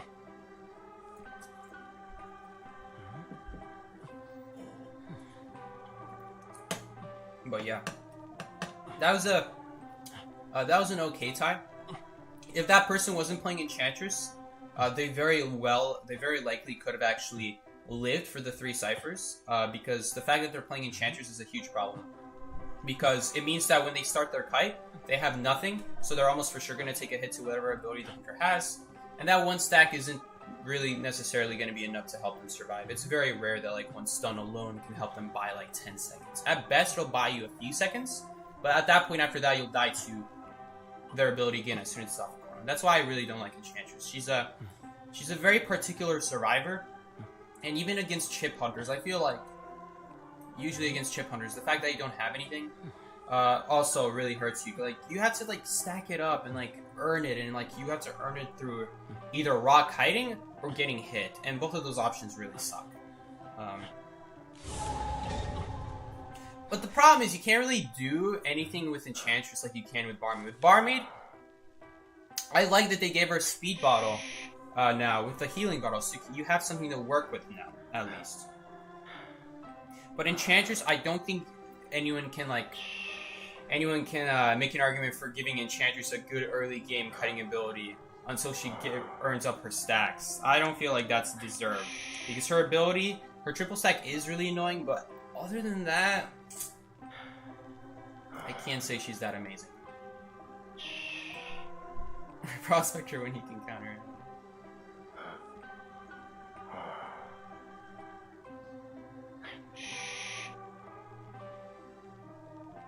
Does she actually start with a stack now? She doesn't start with anything still. She still doesn't start with anything. She never started with anything. The only... Enchantress used to be S, fun fact. But that was because there was a lot of things about her. She was able to get stacks while on Tide Turner. She was able to get stacks on second floor. She was able to get stacks, like, the moment she got a terror radius. A heartbeat, that's how quickly she got stacks. And don't even get me started on how fast she got them once the hunter was actually close to you. She could use stacks on second floors. And when you rescue people from balloons, hunters had to wait on the whole ring animation. So, like, if you guys don't know what I'm talking about, whenever a survivor gets rescued from balloons, if you didn't rescue them while the hunter's picking up, they'll have like an animation where they're trying to free themselves from balloons, and then they can start running. There used to be a time where hunters couldn't hit survivors while they were stuck in that animation. They would just be invincible until they're out of the animation. So that, like, one stun alone would just buy, like, 10 seconds, just because the hunter would have to wait on that, and then they swing, and then they have recovery, and it was a whole problem. You could do it in basements, you could do it above, like, hospital. It was a huge problem. We're facing a lot of ants today, guys. Are these the same ants? It's always the same skin. If we get teleported on, here's what we're gonna do. We're not gonna go for the pallet. Because if we go for the pallet, then we're not gonna have anything to deal with the cats. We're gonna go for the window, and I know the window is further, but if we get teleported on, we'll use a speed bottle to reach it, and then we'll get a window boost. And that window boost, yeah, she'll be able to hit us with cats there as well, but that window boost is gonna be able to stall and help us avoid getting jumped on the entire time. They're gonna get chased until the cats completely disappear. And then we'll also be able to reach this pallet, and then we might be able to do the same thing with the window again, or we might just go upstairs, jump off, then vault this window. There's a lot of things you could do.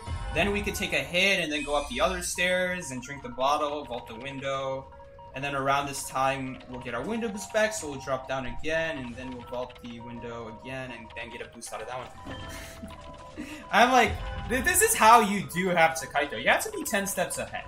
And how do you be 10 steps ahead? It's all because of your start. The first 10 seconds of the kite is what decides the entire rest of the kite. That's my biggest advice for this game. If you're not in a strong position the first 10 seconds, you're not going to be in a better position later on without support. If you can't avoid that first ability well, you're going to be always living on the edge after that. But the fact that we'll be able to use a speed bottle, reach the window, get a boost. There's so many reasons why window boost is better than Flywheel. Like, there's so much versatility you can do. The idea of stalling is how you beat almost every hunter in this game, except Dreamwitch and Wheel. Those two hunters you can't really stall because of how fast they are, and the idea of using overpowered abilities and traits, means that stalling doesn't really do much against those hunters. We might lose this one, unfortunately. There's still hope. It's not over yet. It's just gonna be very hard. If she can make this rescue, there might be a chance. But if she can't make that rescue, we're in trouble. And I might help out here. I might have to help out rescue this Gravekeeper so that we can actually rescue him before half. I don't know if we'll be able to do it. Priestess hopefully will go for it. Yeah. Okay, she will. Yeah, because if I went for that, I would have to use a speed ball. Otherwise, I'm not making that. And there's the blink. Maybe this is a different Anne, or maybe it's the same Anne who just happened to learn her lesson. Come here. Let me heal you. And, the nice thing about... it's a small thing, but fun fact, you can actually move the moment you give them a drink. You don't have to sit there on the whole animation. Okay, and that pickup was so pointless. That was terrible. Because now the Anne can just literally leave her on the ground there and then use her to hit in balloons. That was a terrible thing to do. If this Gravekeeper is smart, he's gonna purposely take a hit here, or he's gonna purposely come out of the shovel inside of the cat so he immediately triggers the stun. That's how you counter Anne as Gravekeeper. One of the easiest. It's probably the easiest survivor to counter Gravekeeper, to counter Anne on rescues, because you can't get hit by cats while on a shovel. But you see, that's what I was talking about. That entomologist should have not picked herself up. Because now the Anne is no matter what gonna chair her. The difference is now she can use her to destroy our other teammates and then kill her, which is even worse. So yeah. Gravekeeper can rescue again. Oh, by the way, you don't get like sick anymore after creating another bottle. You used to get a decode debuff. If you made a second bottle. So now you don't anymore. That's really nice. When did they do that? Huh. I'm sure it's said there somewhere. Is he really not rescuing that? He was probably working on a cipher, and I just assumed he would rescue that. Because I decode faster than him. That's a huge shame. I don't know in what world we live in where the rescuers are expecting the kiters to rescue for them.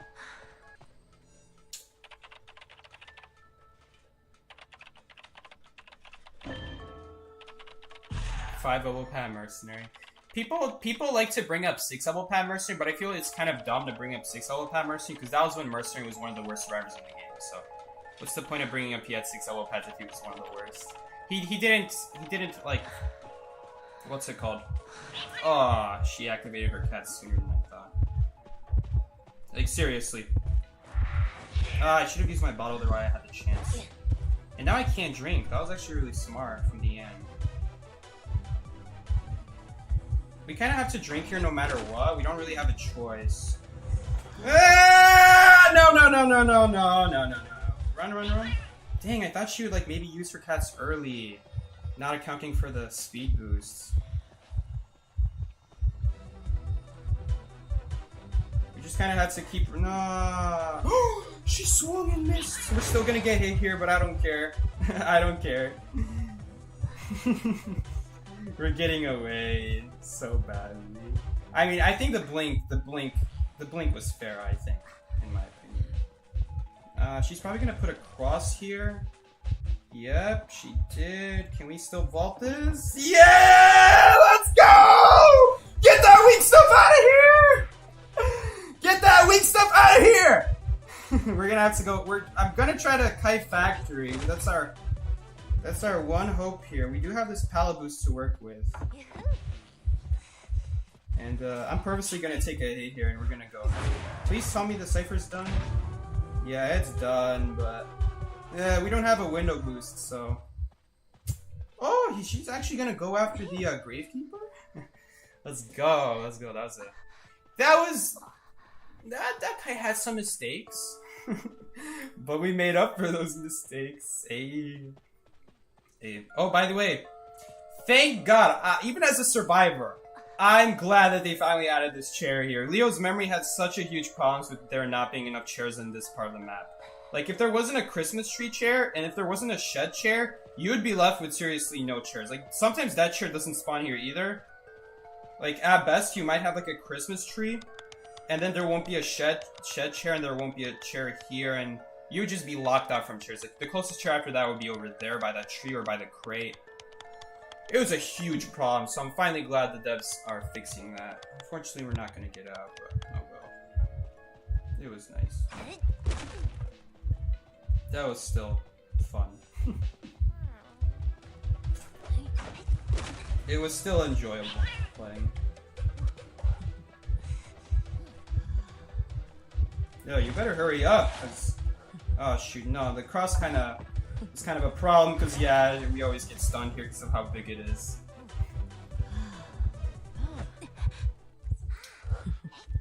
Seki maining Barmaid. Countering blinks with the speed bottle, very interesting. If she swung sooner, that wouldn't have worked, but hey, it looks cool. I'll take whatever I can get with Barmaid.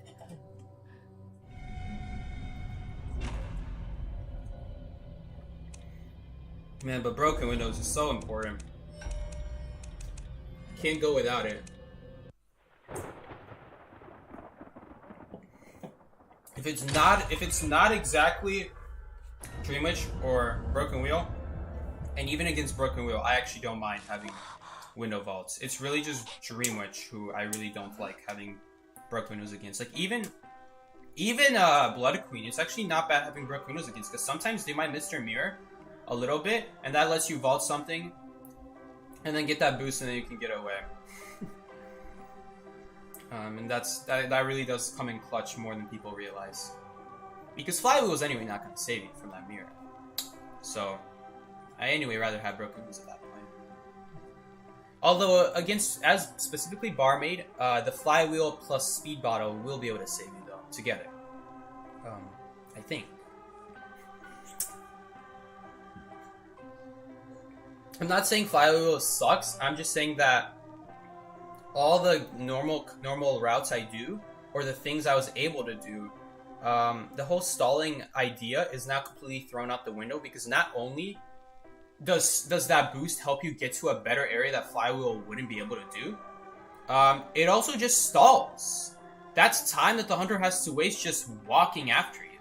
Just like time that they can't get a good reliable ability off of on you, because you were really far away, because you got that boost off. So besides just being amazing at transitioning, it just indirectly prevents Hunter using abilities. And the nice thing about it is, like, unlike Flywheel, it has a 40-second cooldown. So what would you rather have? Would you rather have something that can not only indirectly avoid abilities, but also help you transition to amazing kiting areas? Or have something that directly answers kiting areas, but you're still, kiting, like, Hunter abilities, but you're still stuck in whatever crappy area you're in. Like, you're completely relying on Pala Boost to get you out of bad areas. And the problem with Pala Boost alone is that Pala Boost kind of depends on Window Boost, because that Window Boost will allow you to drop pallets sooner. And if they ignore those pallets, well, then now that pallet is going to be up. Because once you have a lot of distance, Hunters can't really afford to break pallets. And so when you drop that pallet after a Window Boost, and they choose to go around it, now that's up for later, and now you get even more value off of your Window Boost, because that Window Boost led to a pallet boost. And then that pallet boost is going to help you lead to a Window Boost, and so on and so on. That's something that, the combination, like, name a better duo, basically, is what I'm saying. There is no better duo. That's in 1985, at least. It's amazing. The only better duo after Mechanic, like, before Mechanic got nerfed, was Ford and Mechanic.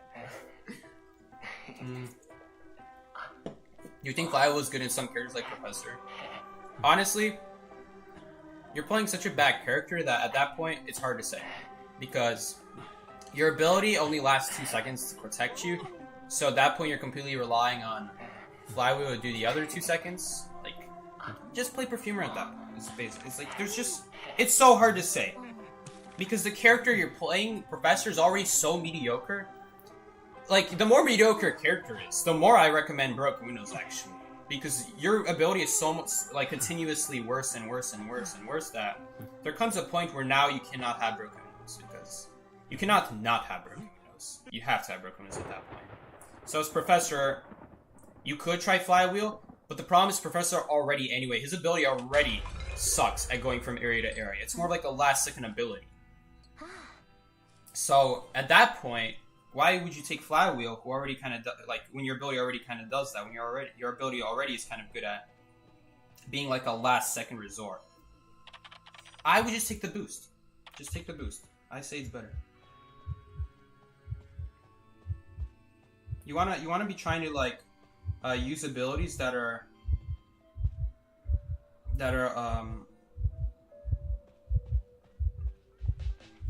Ew. Faster Pal breaking Hellumber? You want to be trying to use abilities that cover your flaws, your weaknesses, as your survivor. And I would say, maybe some people disagree with me, but I would say Professor already kind of has that covered. So I don't really think you need it as much. I'm trying to avoid using Windows because I'm scared about a blink or something.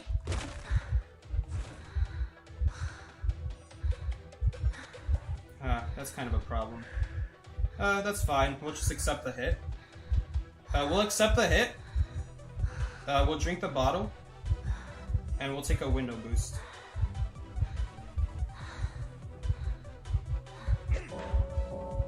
And this is gonna do is this is gonna prevent the blink. Hopefully. Hopefully prevent the blink. Yeah, it definitely is. It's definitely gonna prevent the blink. So we just need to do a 5 cipher kite. I don't think it's gonna be that hard to do. And the red puppet trick only works with the red puppets, so I don't have to. I can mix this right now. Oh, since he picked up that puppet, now I can. Oh, okay. That's actually, in my opinion, a waste. I think that's a waste of a blink. Because now that gives me a free drink. Ooh. I disagree with that blink usage. I don't have space. I mean, maybe I have space? He's gonna throw it inside. Did he successfully throw it inside? No, he didn't. He screwed it up. But I'm afraid of kiting there any longer because of that fire spirit, so that's alright. This is basically the idea with Barmaid. We're basically just constantly stalling and stalling and stalling. I guess you could say that every survivor does that, but Barmaid is especially important. Just, it's so weird. Because it's like, this is a survivor where, like, taking hits is actually kind of good. Because the fact that I took that hit means that fire spear that he put at Shed, even though yes, I didn't have to give him that free hit. Taking that free hit there was good because it meant that puppet, first of all, got no value, and second of all, that fire spear that he placed. I'm gonna call it a fire spear, by the way. The ability, you see right here. If we had Flywheel instead of broken windows, I wouldn't be able to get to graveyard right here. If he were to keep chasing me, I would have gotten a hit there because of how fast Hellumber vaults stuff. But it's just like, it's so interesting how this character is all about taking hits, and that actually denies hunters from getting a good ability off of you. And it's so cool. It's so cool. Very fun character to use. Barmaid has always been a fun character to use. The problem with me is like that fun starts to come to an end when the character is like intrinsically not good. Because then how am I supposed to do a good kite if I'm struggling to do just survive? We don't have any healing drinks, unfortunately, but the speed drink is not going to be bad. It's definitely not going to be bad. Oh, she said I should have popped there. Okay, I hesitated. Like, if you don't pop the first 2 seconds when they say pop, at that point it's too risky to pop. So, Forrest said it's okay to pop though, so absolutely I'll pop after that. We do have to watch out for flying puppets though. Personal favorite of mine, watch out for flying puppets. So anything coming from the sky, just always look up. It's always very easy to see, so just make sure you're not getting hit. Hiding behind this corner is also fine.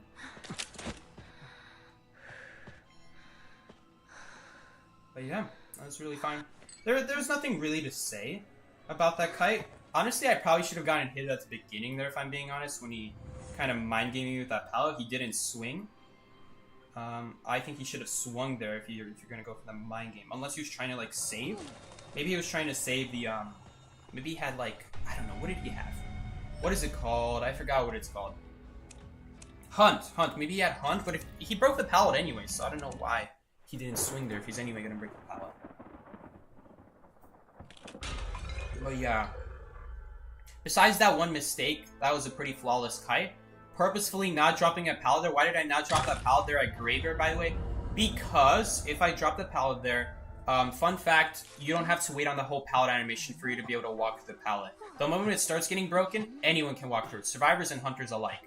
So if something else starts breaking a pallet, like maybe if like the hunter's breaking the pallet, you can actually walk right through it without even having to wait until it's completely broken. Same with Hellumber and Dreamwitch. Like, one of your servants or your fire spirit can break it and you can immediately walk through. So me dropping that pallet would just be a waste, because not only would I be losing a pallet, I would also be slowing myself down. And in that situation, it kind of matters because I'm trying to be able to get in a good spot the moment I get hit. So that way I can get a boost and prevent the blink, and so there's no way he's going to be able to hit me for the next 19 seconds. Then, like, that's even without, like, the speed bottle. So yeah, I mean, the broken windows on Barmaid is irreplaceable. She's already a survivor that's good at putting hunters stuck in an animation, and after that, you just need to distance yourself. And Flywheel is not going to give you that distance. Flywheel, like, yeah, maybe you'll dodge a blink with that, but that's riskier than just taking the boost and never letting them blink in the first place. So it's an indirect counter, but it's a very big deal, and like you don't notice it until you realize, as like when you're playing as the hunter, like, dang, I can't blink them here because they just got a gigantic boost from that hit and window boost combo. So it's a really big deal, and it's hard to pick up as survivor, but once you pick it up as like hunter, you'll be like, wow, that's really good transition power. And so you cannot do that with Flywheel. And so some people might be saying Flywheel plus Barmaid equals OP, because now you have an answer to abilities while you're healing up. And that's great, that's cool and all, but wouldn't just taking a boost and completely outright preventing that from ever giving them a good ability just be better? If the answer is no, because it's Dreamwitch, then because if it's Breaking Wheel, then yes, you're right. Flywheel will be better in that situation, it's Breaking Wheel. But Dreamwitch, you don't really need Flywheel. You can just keep the window boost, and at that point you just have one hunter that counters you. Instead of like trying to like hard counter Dream Witch, you already have very good counters to Dream Witch. You don't need more counters to Dream Witch. For those that don't know what I'm talking about, Flywheel can cancel Patroller by, which by the way is really cool. I think it's really cool. I think that's a win. Yeah, I don't think I added that, so there we go. Great win. We'll take it. Gladly take it. You call her anti or anti-Aquarian? I call her Aquarian. You play patient because you spent $80 on her. I'm guessing for the S. I play patient because I'm forcing. It's my will.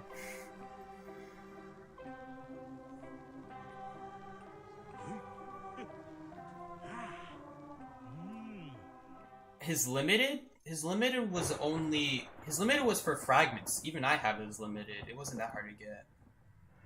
I guess if you weren't around to buy it, or if you were poor on fragments at the time and you didn't want to spend echoes, then yeah.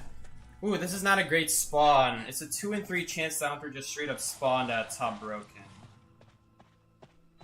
And normally I would break the tree, but since I got a bad spawn, it's more important for us to actually leave the area. And we're probably gonna get chased here because I definitely saw his red light behind me.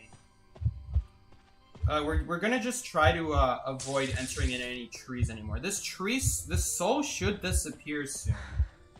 It should disappear very soon. Oh, that was really nasty. I should have dodged that. That should have been a very easy dodge. I screwed up.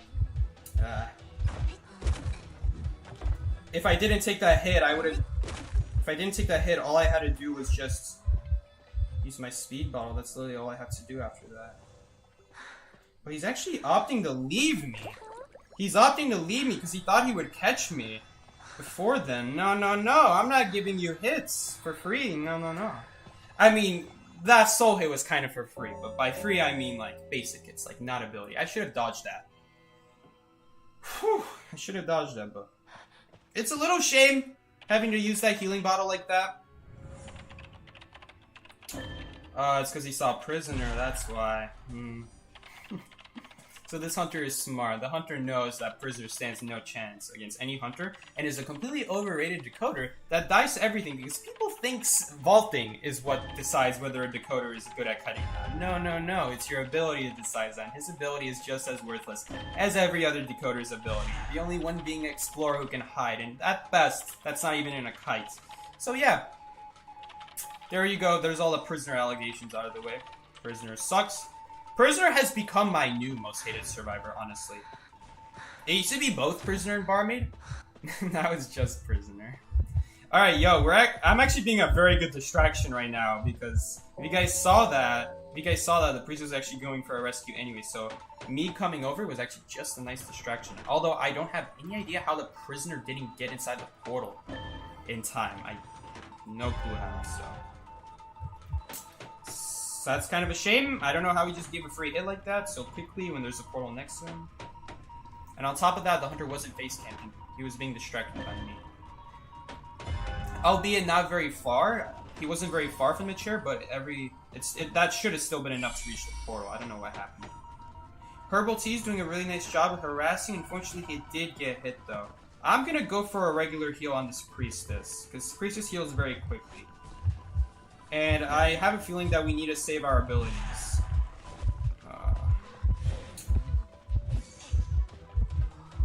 This couldn't be any worse. He's probably gonna drop a tree.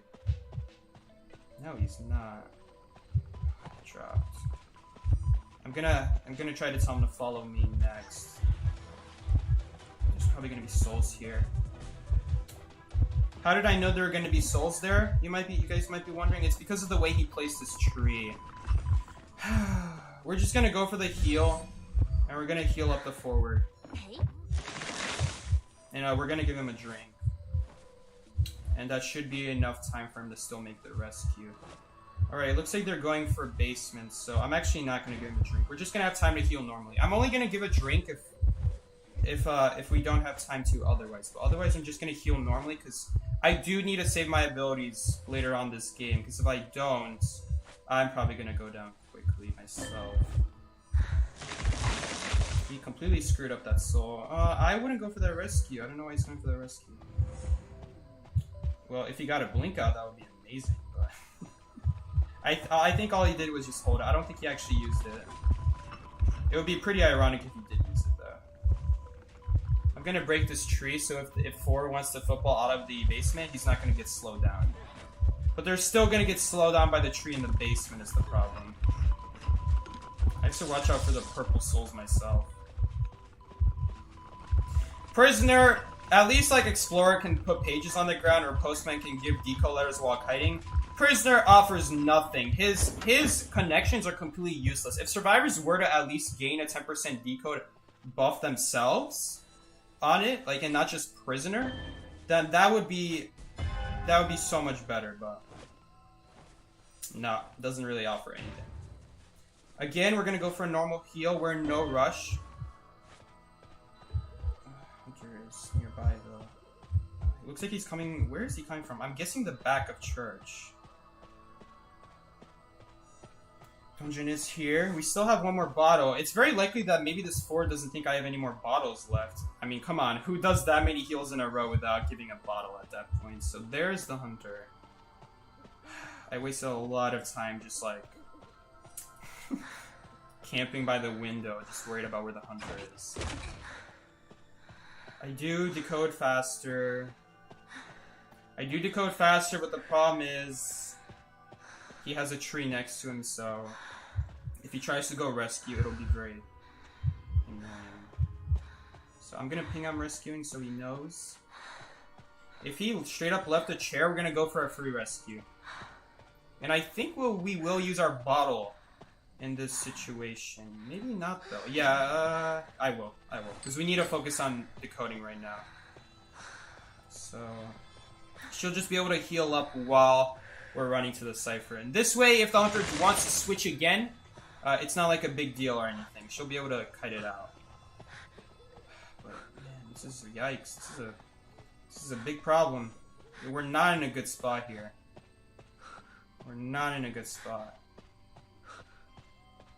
And that was also my last heal, so I can only do one more rescue. And we certainly don't want the priestess to rescue, because she's gonna... I don't know if we have a choice though, honestly. We're in a very bad situation. We kind of had to break that tree so I don't get a purple soul on me. And we're just gonna wait it out. I know we're not gonna have the Cypher's Prime, but we're just gonna have to hope the forward's gonna do a rebound or something. Oh, the Hunter's near her? Why is she kiting over there? No one was saying anything either. Why was she doing that cipher? There was a backgate cipher. Do we wait now? I think we wait now. That's so bad. And there's a soul here. Look at this soul. What a nuisance. Leave me alone. That hits? That should not have hit.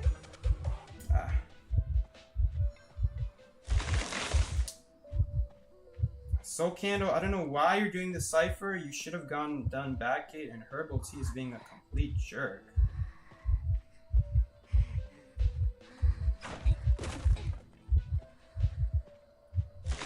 I'm almost glad he died. Man, some people are so obnoxious, I just rather let them die. Alright. Well, we do have to break this tree. Are we gonna have time? No, we're not.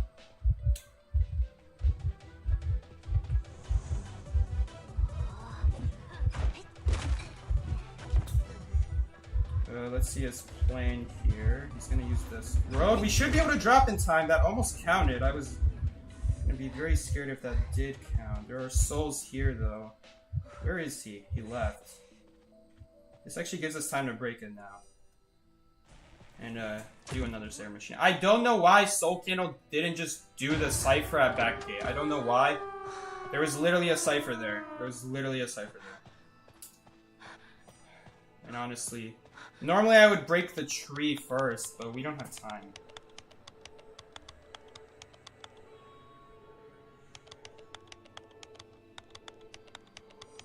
Alright, I mean, I guess it's possible. We might be able to still tie this. We'll see.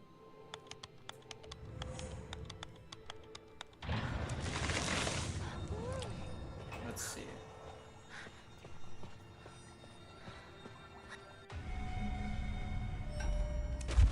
Honestly, I'm pretty sure the Axe Boy didn't think that hit me either because of the way that he didn't even try to double hit me after that soul hit. I think he was surprised himself how that counted.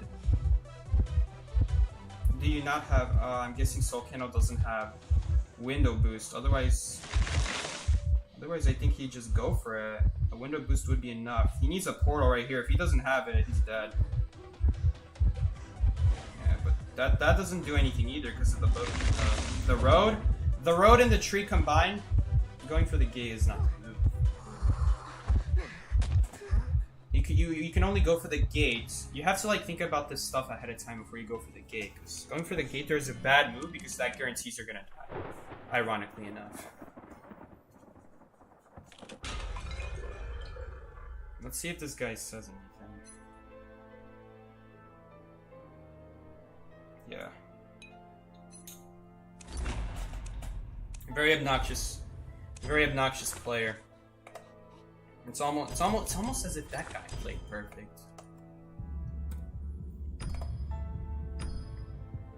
Psyche, which characters are good in endgame?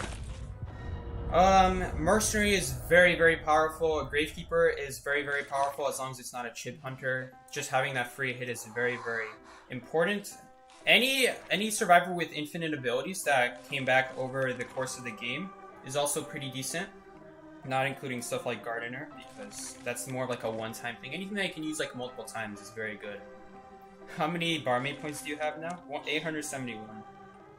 It's surprising, more people use her than you would expect. Though admittedly, the points are pretty darn low, so you don't have to get that many. Like, you could probably get that in about 16, 17 wins. You could probably get top 100. It's not that hard at all. So pretty much 16, 17 might sound like a lot, but in reality, that's 1.5 rank sessions. So you'll play a full rank session, and assuming that you're playing with like ideal teammates, you are playing perfect, and all that good stuff. Do you think her Prospector is a good harasser endgame? No, because no one should be harassing endgame. All of you should be leaving the gates. So I'm gonna have to answer no on that. Psyche, list the metas. You want me to list the meta survivors? Alright, here are all the, in my opinion, the S tier survivors. And I'm gonna be a lot more lenient. I know some people only list like 4 survivors in S tier because they're afraid of putting multiple survivors in S tier. In my opinion, anything that can do 3 Cyber Kites, or rescue amazingly, or just provide a thing to the team that no one else can provide, that's S tier in my opinion. So, S tier survivors that have very few weaknesses, can just in generally very strong survivors. So those would be Mercenary, Priestess, Forward, Seer would be very good. Perfumer is S tier in rank, but if you're in tournaments, you should be very careful about Dream Witch and Sculptor. So against the right hunter, Perfumer is S tier, and she can still be S tier on the right map regardless of the hunter. So I'm gonna put her as an S tier as well. Acrobat, by far, S tier. Gravekeeper, I would say, is S tier. Entomologist is almost S tier. The problem is the Blood Queen, but if you can ban Blood Queen in rank, Entomologist can give you easily 3 Cyber Kites as well. Patient is S tier. Psychologist is S tier. I would say Little Girl is S tier as well. In tournaments, not so much in rank mode.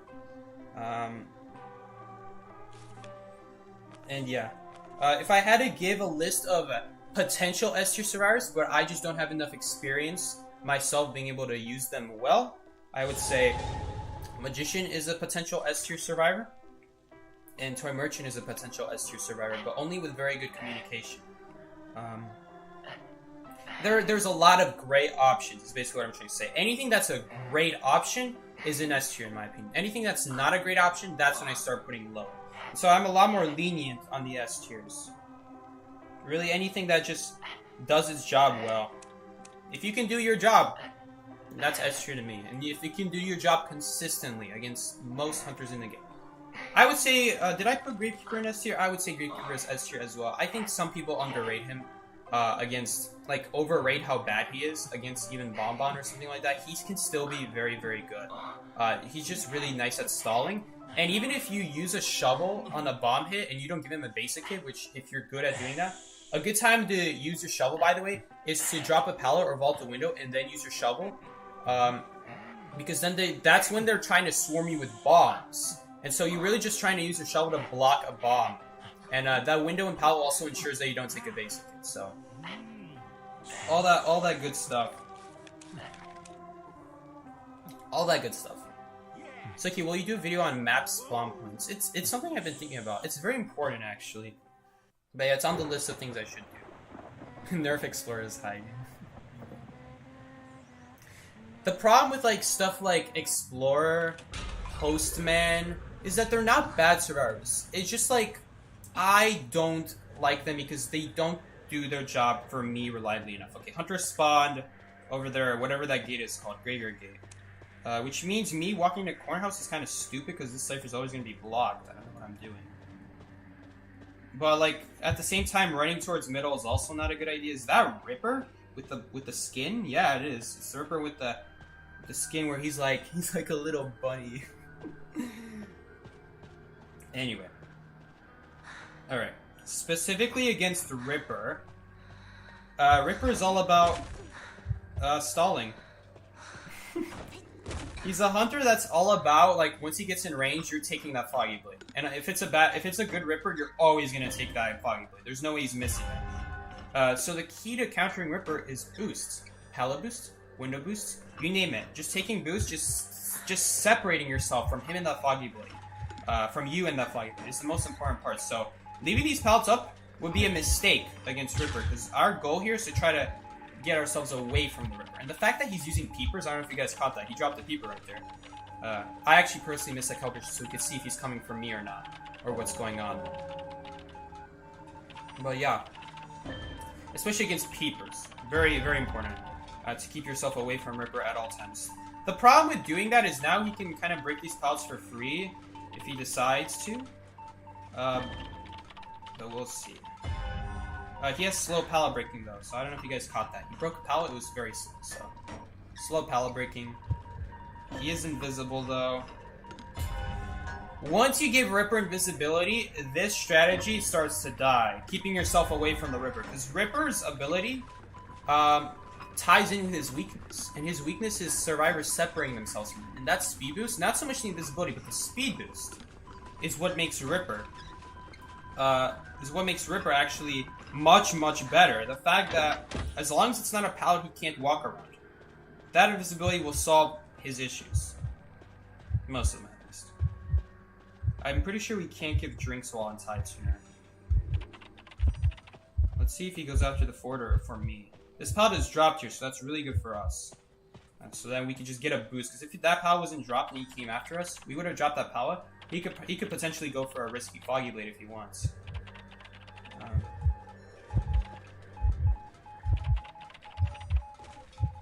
Here's the problem with stalling. Stalling doesn't deal with Ripper's Foggy Blade. You see, against Clerk or Anne, stalling is much better. It's much more effective because they already used their ability. So now you just have to make sure you don't get hit with it. Ripper never uses his ability when you keep stalling him. He holds onto it until he's finally in range. So it's a lot less effective against him. If you're playing something like Barmaid, where you can heal yourself up before his next Foggy Blade, that's great. Perfumer is fine. You just have to make sure you're behind a pallet or a window when you get Foggy Bladed. Gravekeeper is also really good. All the survivors that absorb hits are very, very good against Ripper. My back hurts from this discussion. I should just rename the stream Barmaid stream while talking about the science of stalling and how misunderstood it is. Okay, well this pallet is broken, which means we actually could have just died there if he went after us. He might actually go for a cipher. I'm gonna start a new cipher machine. I'm gonna drop this pallet. We'll leave this pallet up, but most likely we're gonna drop it immediately. You're not allowed to have opinions that are false. You guys are arguing about the meta? Was it something I said? Is Perfumer not meta? I know a lot of people don't think Perfumer is meta. That's completely fine. I think to be fair, I am a little bit biased since I've played Perfumer since she released, and that was since like August 2018. So we're talking a long time. So obviously the things I play, I'm gonna be good at, right? And even bad matchups, I'll make look good, and then convince myself that they're actually not as hard when really they are hard. I'm just really used to playing Perfumer. It could be a whole list of biases.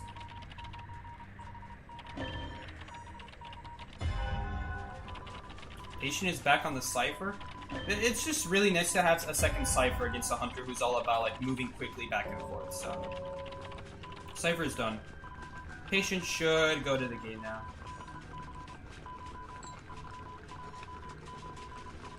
Focus on the coding. Psyche, have you watched the new Hunter's ability video? I did, but it was in Chinese, so I didn't get to understand very well. But you know, I got a gist of it. You know, an idea. He can do something with the ciphers. He can throw something in the sky. That really doesn't tell me a lot, but hey, it's cool seeing it, I guess. It's kind of like watching a silent film. There's English translation in the comments. You know I'm not gonna bother reading those. I'm just gonna wait until the Hunter's out at that point. Someone told me though one of my news leakers actually made translations, so I will read those. Dungeon is here! Oh no, leave. Whew. I think we might have been too late, because usually I'm always afraid people say dungeon is here too late. Oh, dungeon is not even there. He just said it so that we get out, but in case dungeon is there. That's the right idea, because none of us could even help him at that point anymore.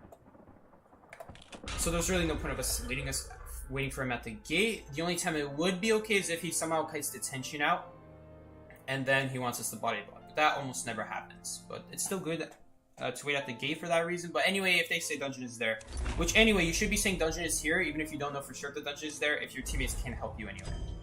And I'll do that a lot. I will do that very much. Psyche somehow managed to drop 5 pallets this game without getting chased. I did? Which ones we dropped? We dropped 1, 2, 3, 4, 5. I dropped the other, the ones at the 2 pallets by the gate because we don't want Ripper easily walking around. We want both of those pallets dropped, so that way he has to break at least one of them. Psyche, when is waiting at the gate good in some cases? If it really can be. There's a few times it can be. Mostly when detention, and it's also good just to, it's just generally good so that the Hunter's never in a state of certainty. You know, keeping them there in one place. Just being at the gate, just being an extra nuisance for the Hunter is very important. So that way, doing stuff like leaving survivors at chairs and stuff like that, they can't be comfortable doing with it, that, so. It's just a general nuisance, and like it's very rare that it actually gets value, but sometimes it will, and that's when it will matter. And if they run out of detention, and if you have full health, running out of the gate is actually fine, as long as you won't get like double hit. You know, if it's Bonbon or Sculptor, I would probably not do that. But if it's a Hunter like Geisha or and Hunters who can't really do anything except their basic hit, then it's okay to like run out of gate. Or if you're playing Mercenary and you have extra elbow pads, at that point I don't care who the Hunter is. I'm running out and I'm just using all my elbow pads for him to chase me. We'll do one match of 2v8. But yeah, that was really solid. Barmaid, a very solid survivor. I don't know if I will keep playing her, but she doesn't seem bad. She definitely seems a lot better. Very, very usable, even against Hunters who have their abilities come back. Like when they have multiple abilities, like Geisha, Percy, they have multiple sets of abilities that they can stack, and even against those Hunters, knowing how to take advantage of your hit boost knowing where the good kiting areas are, knowing what areas are good against kiting that specific hunter as well, not just in general, knowing where the good areas are, stuff like that. That's very important. That's a lot of stuff to take advantage of. Dude, I have too many animated graffitis for Clown. I guess I'll replace it with this one, because this one's rare. You have to admit she's a really good support character. I'm not going to say she's a very good support character, because it still assumes people will kite toward you, or run to you and heal up. She's an okay supporter. There are better support options, much better support options.